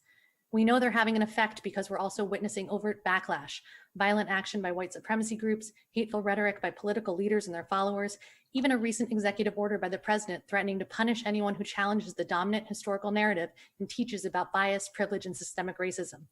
This overt backlash is enabled by the more insidious racism in our schools and communities, the ways in which people calling for change are regularly placated, dismissed, or silenced, the microaggressions that students of historically marginalized identities continually face, and the fact that we are able to move mountains to bring back sports during a pandemic, but are struggling to meet this moment by moving forward a strong anti-racism resolution. I recognize the board and administration face intense pushback from certain community members, but to live up to the promise of providing a safe, equitable, and inclusive district for all, you must demonstrate the courage to meet the inevitable backlash. You must ensure that the voices of families marginalized by the system are amplified to counter the voices of the loudest and most powerful in our community. I urge you to resist the lure of incrementalism when it comes to issues of equity and human rights. Your action or inaction on this resolution will send a powerful message to the community either way. Please use the power of this institution to help us build a stronger, more just community by taking this relatively small, yet hugely important step. Thank you. Thank you, Lori. Next, I see Spencer Skesny. I hope I said that right. Please go ahead and unmute yourself and listen to your comments. Hi, can you hear me? Yes. It's Chesney, but no problem. Nobody gets that right. Thanks. So I'm a parent of a student at Mountain Indian Elementary. I live in Boalsburg. I also wanted to say, as you can probably see from my picture, that I'm a white male. And I wanted to point that out because I can empathize, I guess, or understand the motivation to change the language to something that is, the words that are used as more palatable or more reaching out to people that may not be affected by these issues on a day-to-day basis. And I think,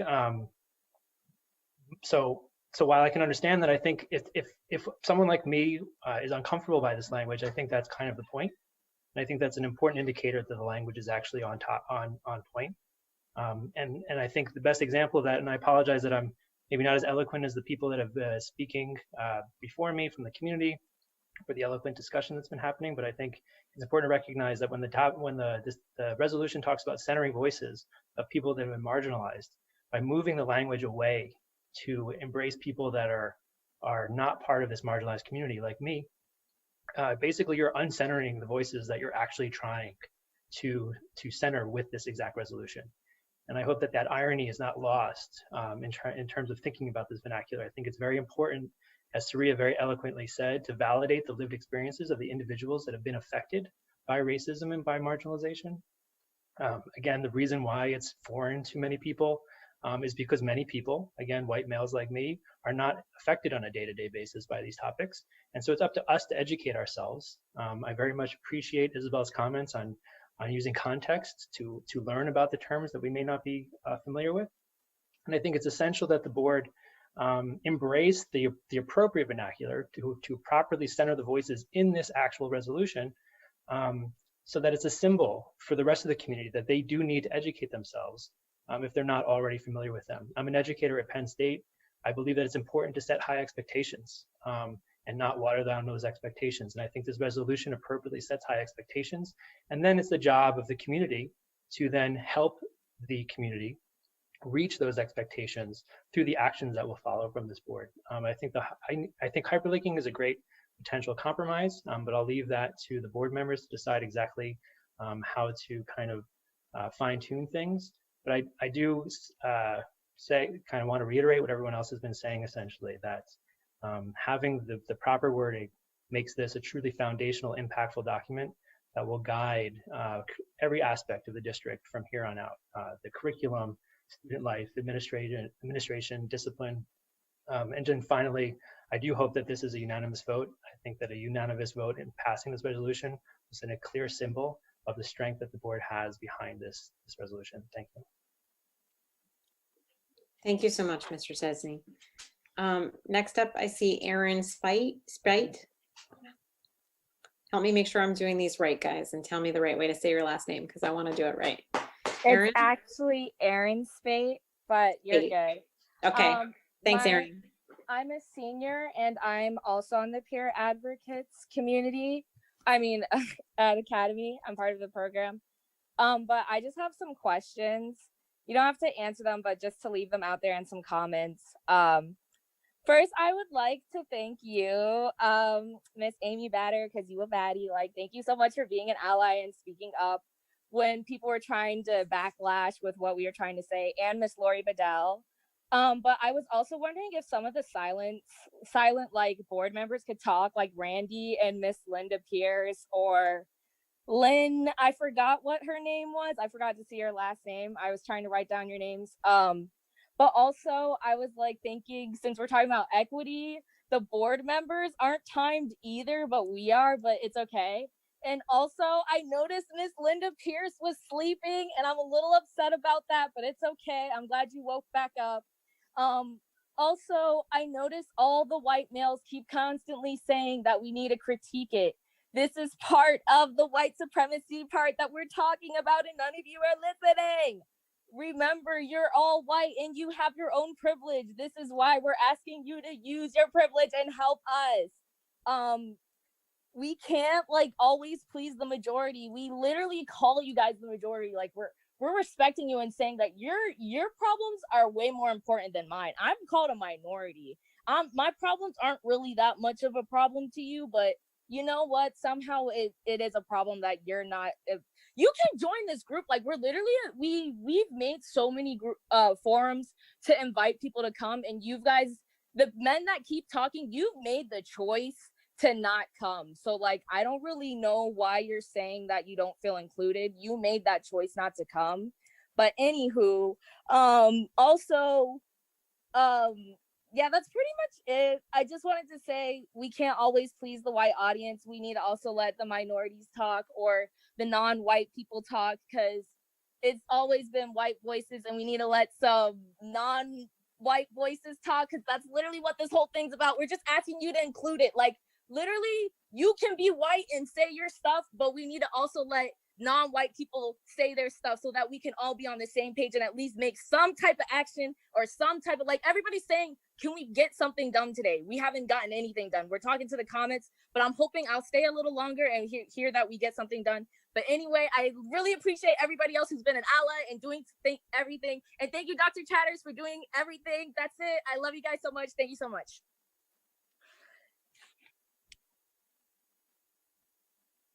Sorry. Thanks, Erin. Just to be clear, there's 9 board members and other panelists play other roles in the district. So next I see up Jamie Wright. Jamie, if you want to unmute yourself and share where you reside in the district, and you can make your comments. Okay, can you hear me now? Yes. And I'm sorry, that's a picture of my son, and I don't know how he did that. That's okay. So we've all been I there. am a white parent at Easterly Parkway, and I have 3 boys there. And my husband and I were also legal guardians of our niece who attended the SCASD High School, and she graduated last year. So I'm a little bit familiar with some of the issues there. And I would like to voice my support for the anti-racism resolution. And I believe that the language is very clear and straightforward and much needed. And I think if you, I think hyperlinking would add more clarity, but I think it's something that needs to be passed. And since Osaze Osagi's death, I have been trying to do a lot of listening and soul searching. And I went to one of Dr. Chatter's listening sessions where a lot of the Black mothers spoke about their experience of raising kids in State College. And one of them said, I hear a lot of people say State College is a great place to raise kids. And I would say it's a great place to raise white kids. It's not a great place for my kids. And that was something that I have been thinking about and wanting to change since I've heard that. And, you know, at the rally this past summer, and also at some of the protests where some of the students at the high school, I have been amazed by their poise and maturity. And I get nervous public speaking, and I'm twice their age, how they have described their experiences facing racism, both subtle and explicit. And talking about sending their kids with love to the school and wanting the best of them, and then seeing how they are harmed time and time again, and that they've spoken up time and time again, and that nothing gets done, and that it's difficult to be part of a marginalized group in a predominantly white area. So as a white parent and as a member of this community, I want everybody to be able to feel welcome and accepted. And I think that this anti-racism resolution is a first step to be able to get there. The last 6 months in our country with the COVID pandemic, have starkly revealed like the bare inequities in our system, in our country, and we need to address it and dismantle it head on. And I want my boys to be able to grow up to be anti-racist, particularly since they are growing up in an area where most people look like them. And I don't want them to be complicit or contribute to racism. And what they learn in school is matters, and how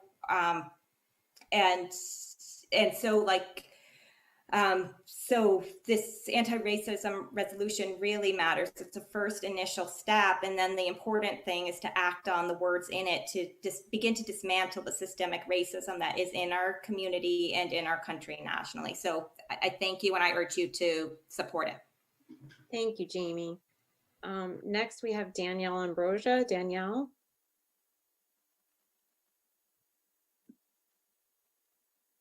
Hi, can you hear me? Yes. Great, thank you so much. Hi, I'm Danielle Ambrosia. I live in the Ferguson Township area, and I teach at high school level. I teach in the 9LC, and I also serve as an equity advocate, and I am the first district Bar Weave faculty facilitator. I want to thank the board for taking time to reaffirm their commitment to School Board Policy 100.1 in response to our national reckoning with racism as it impacts our institutions, interpersonal relationships, and identities. As a teacher in the district, I've been listening to our students and families of color. I have heard the stories of our marginalized students, and I believe we can do better. This resolution is an important and critical step toward working in the direction of equity as the foundation of all other school policies and practices, as the Pennsylvania School Board Association supports. I deeply appreciate the board taking community input. The feedback from people of color and students of color in our schools and community is paramount in making any commitment to anti-racism. This resolution does more, though, than support our school board policy. It is a clear message to teachers that anti-racist pedagogies and practice matter. This resolution has the power to empower teachers to take up equity work and professional development in their classrooms, creating stronger experiences for all students. We must prepare students for the world by giving them language, text, and critical thinking skills to navigate systemic racial inequities. Approving this resolution will also empower students who believe that equitable and just educational experiences are possible. And perhaps most importantly, approving this resolution says to neutral allies that if they've been grappling with beginning anti-racist work but have feared pushback, that they can press on and participate in making anti-racist and equitable practices foundational for themselves, students, and the families we serve. Lastly, I'm also a SCAS mom. My son has started kindergarten this year, and my daughter will follow shortly after. Both of my children are white. Reaffirming our beliefs to School Board Policy 100.1 through this resolution is essential for all children. White children will absolutely benefit from learning about their identities and privileges and how that shapes their perspectives, experiences, and opportunities. I am so proud to live in our district, and I choose to send my children to SCAS schools. And I am so hopeful as both a mother and a teacher that our board and district will continue to honor a welcoming and inclusive environment that is safe for everyone through action steps like these. Thank you so much for approving this resolution. Thanks, Danielle, and thanks for your efforts in the same vein. Meredith Henderson, if you'd like to unmute yourself and tell us where you reside in the district. Hello, my name is Meredith Henderson, and I am the mother of a first grader, a remote first grader at Spring Creek Elementary School, as well as a ninth grade English teacher with Danielle. I've had the distinct pleasure of teaching and working with several of the young people here tonight. And I would just like to speak very quickly to say that this work is critical to building a positive and collaborative community in my classroom. We can have hard conversations and do hard things. We do this frequently, and I am privileged to have a forum to talk to students about these issues. I'm asking for your support in this resolution because we need to take action and we need help to be able to do that. I think this is the prime opportunity to show my students who don't always feel supported that you value them. And I would ask that you consider that in your decision making. Thank you so much.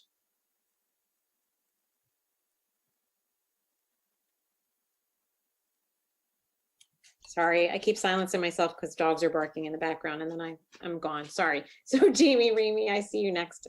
Would you like to unmute yourself? Hi there, can you hear me? Yes. Hi, Jamie. Hi. Hi there, friends. My name is Jamie Ramey, and I am both a parent and a teacher in State College Area School District. I feel incredibly fortunate that I have landed in State College on my journey as an educator, and I have grown so much as a teacher in my time here. I've been given professional development, resources, brilliant coworkers that challenge me and help me to grow, and amazing families and kids to work with. I am constantly reminded that as we know better, we do better. And I am speaking tonight in support of the anti-racist resolution as both a parent and teacher. In recent years, our classrooms have received a generous amount of funding to add books to our classroom libraries with characters and stories that a more diverse group of students could identify with. In a trade time offered by the district, I was struck by a quote shared with us. And it says, "All children need to see themselves and their peers in the stories shared and discussed at school. Kids of color need diverse books because so often they do not see themselves in literature and therefore feel marginalized, even invisible.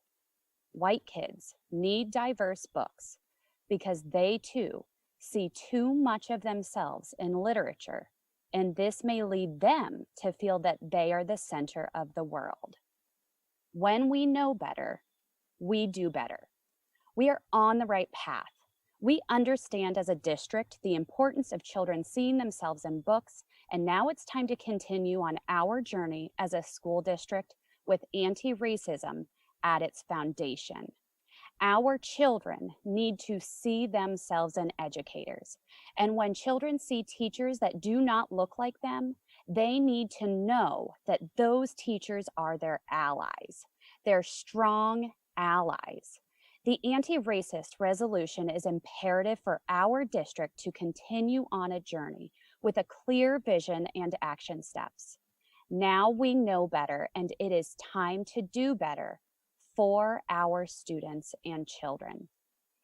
And okay, so I timed myself and I had 2 minutes, so I'm so glad I have a little extra time, because some of the things that have really hit me just listening to some of these students and the conversation happening tonight have really just got me. And for the students who were speaking up tonight, you are brave, and I appreciate the questions you are asking and your convictions, and it gives me so much hope for the future moving forward. But as a 38-year-old woman beginning on this journey as an anti-racist mother, citizen, and teacher, it takes hard work. I hope that the board understands that accepting this resolution and moving forward tonight begins that journey for our district. And it's not going to happen overnight, but making this statement now helps us to begin that journey. Thank you so much for your time and all of your hard work.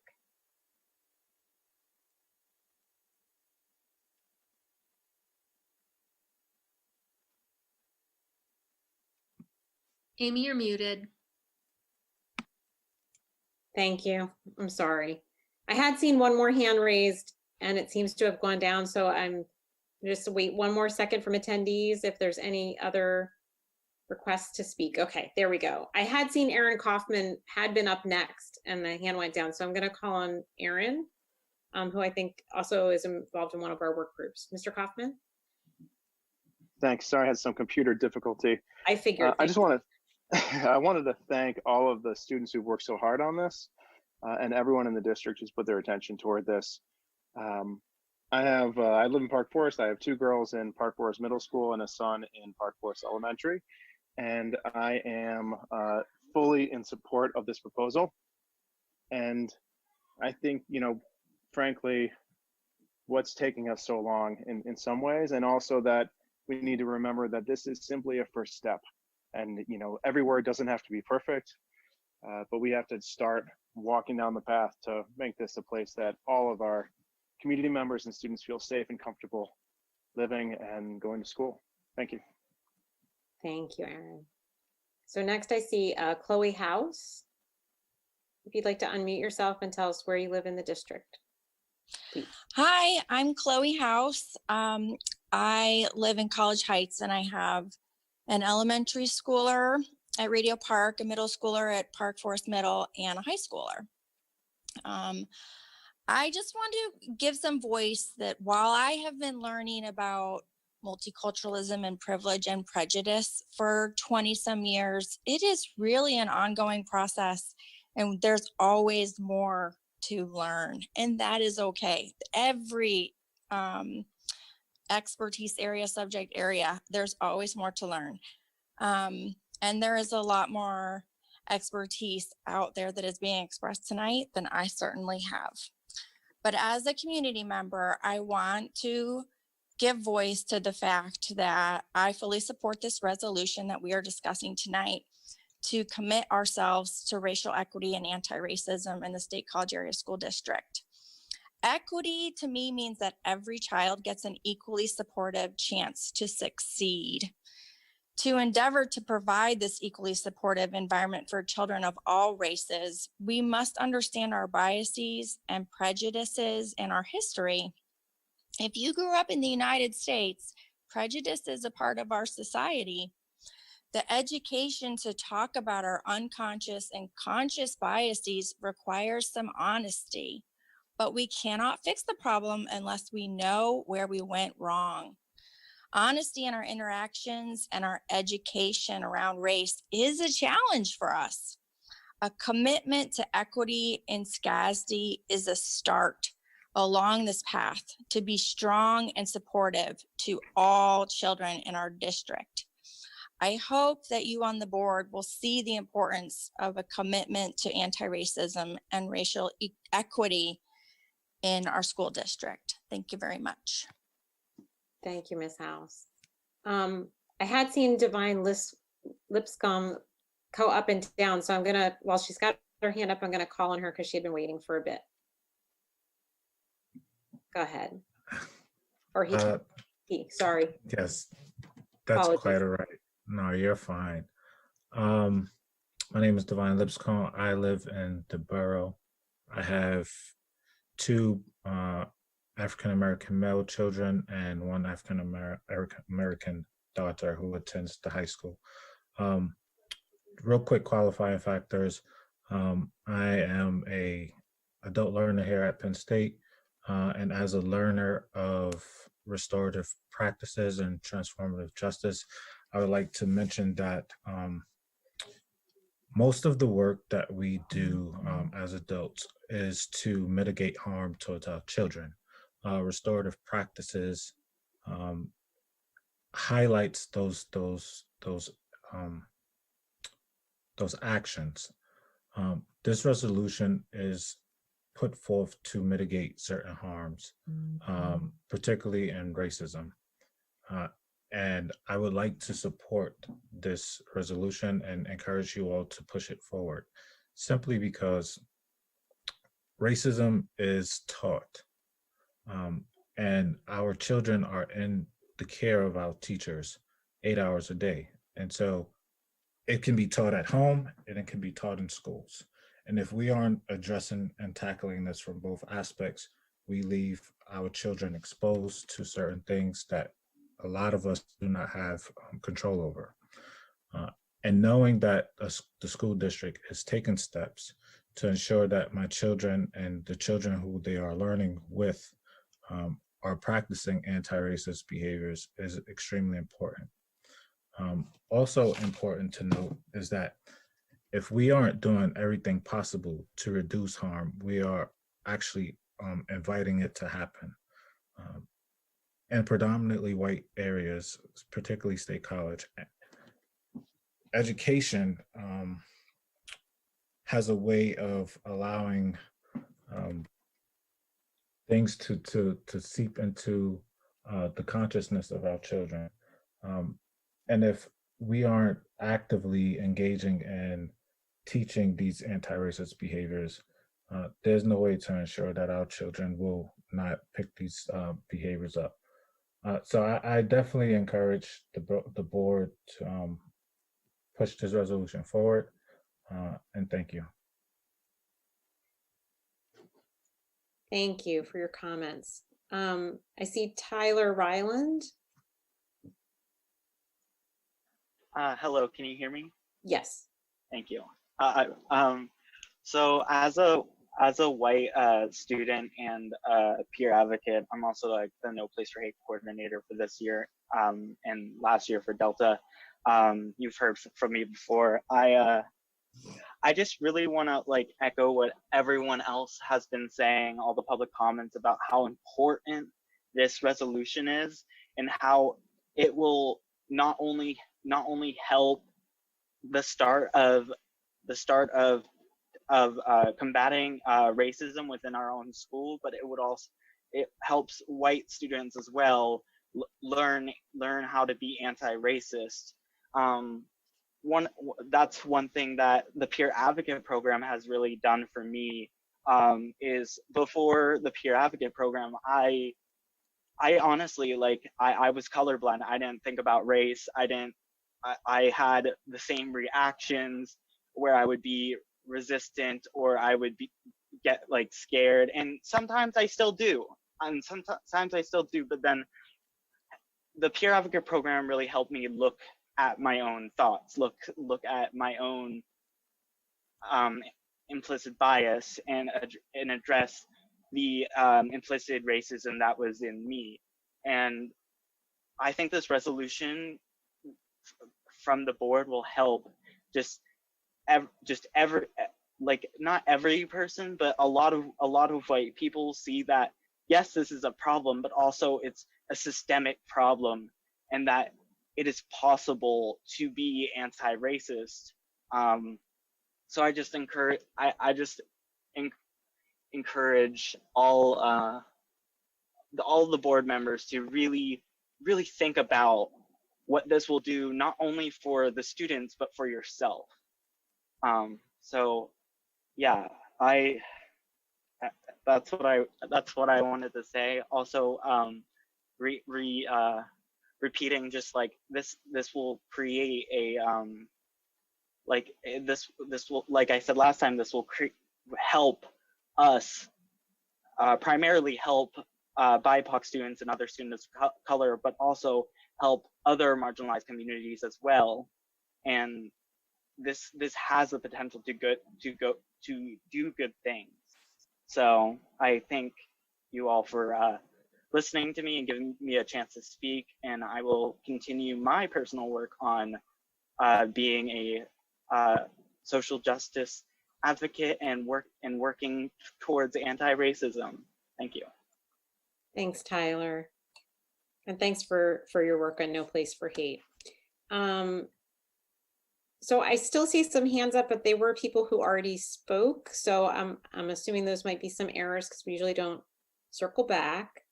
Okay, I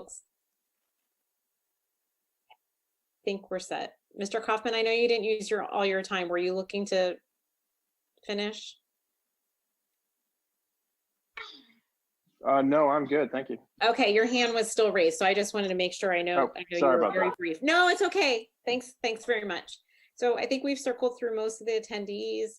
I know we've been here for quite a while, but I did hear from a board member or two who wanted to briefly respond and wrap up.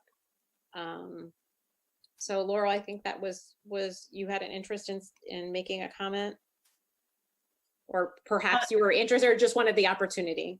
Yeah, just depending on, I mean, the public comment has been pretty uniform. I didn't think there was necessarily anything, there might have been something, that was all I was saying. Okay, sure, of course. Okay, I misunderstood. So were there any board members that wanted to make a final follow-up comment? Amber. Just a huge thanks to all the students who have been involved in providing feedback on this. And it's clear from public comment that it's not only the students who are here as panelists with us this evening, but many other students have been following our work on this and are eagerly following this process. So I really want to thank all of those students, and also to recognize the teachers who called in to see, thank them for the work that they're doing with our students. Yeah, I will concur. Having been part of the listening sessions with Dr. Chatters and some of the students, I know there were a multitude of other community stakeholders that gave us their time and attention to this document, which was really valuable. And certainly the students who have participated in the panel and in the public comments at the couple sessions have given up their time as well. And we really value that input. So thanks to all of them. Okay, Raja, you had one more comment you wanted to make? Yeah, I did. I just wanted to point out that I commented this in the chat, but just in case somebody didn't notice, I just wanted to point out that while many community members have spoken, not a single one mentioned readability as a concern. Additionally, throughout this meeting, we've gotten a lot of thank yous as students. But I think more important to us than these thank yous would be just being listened to and genuinely heard and watching action actually happen. Yeah, that's it. Thank you. Sure. Thanks very much. Alana? Yeah, just kind of as a final thought, I was just wondering, if some of the people who may not, or some of the board members who may not be as familiar with, the equity-minded and anti-racist language, if they were able to hear and pick out kind of the nuggets that they heard from the public comments. I think that all of what was said was really important, and I just wanted to make sure that all of us were being heard. Thanks, Alana. Okay. All right, seeing no further hands up, and we've completed public comment. Oh wait, Syria, go ahead, sorry. Didn't have any, I just wanted to say thank you to I just wanted to verbally say thank you to the teachers and the students that just so eloquently brought their voices forward. I know it's hard to speak up, and I really appreciate all the comments and really a lot of thoughtful things that were said tonight that really made me think. So I just wanted to say thank you. Great, and I'll concur with that. So under future agenda planning, we will have another board meeting on October 5th, and that will be our regularly scheduled board meeting. And as I mentioned, we would expect this resolution to come forward to that meeting, currently slated as an info discussion item. And with that, I will entertain a motion for adjournment. I don't know if we really have to do a motion for a work session, but I'll maybe do we'll it just just ask. in case. Vidal so moved just in case. Okay, sounds good. Do I have a second? Grant, second. All right, so moved and seconded. All those ready and in favor to adjourn?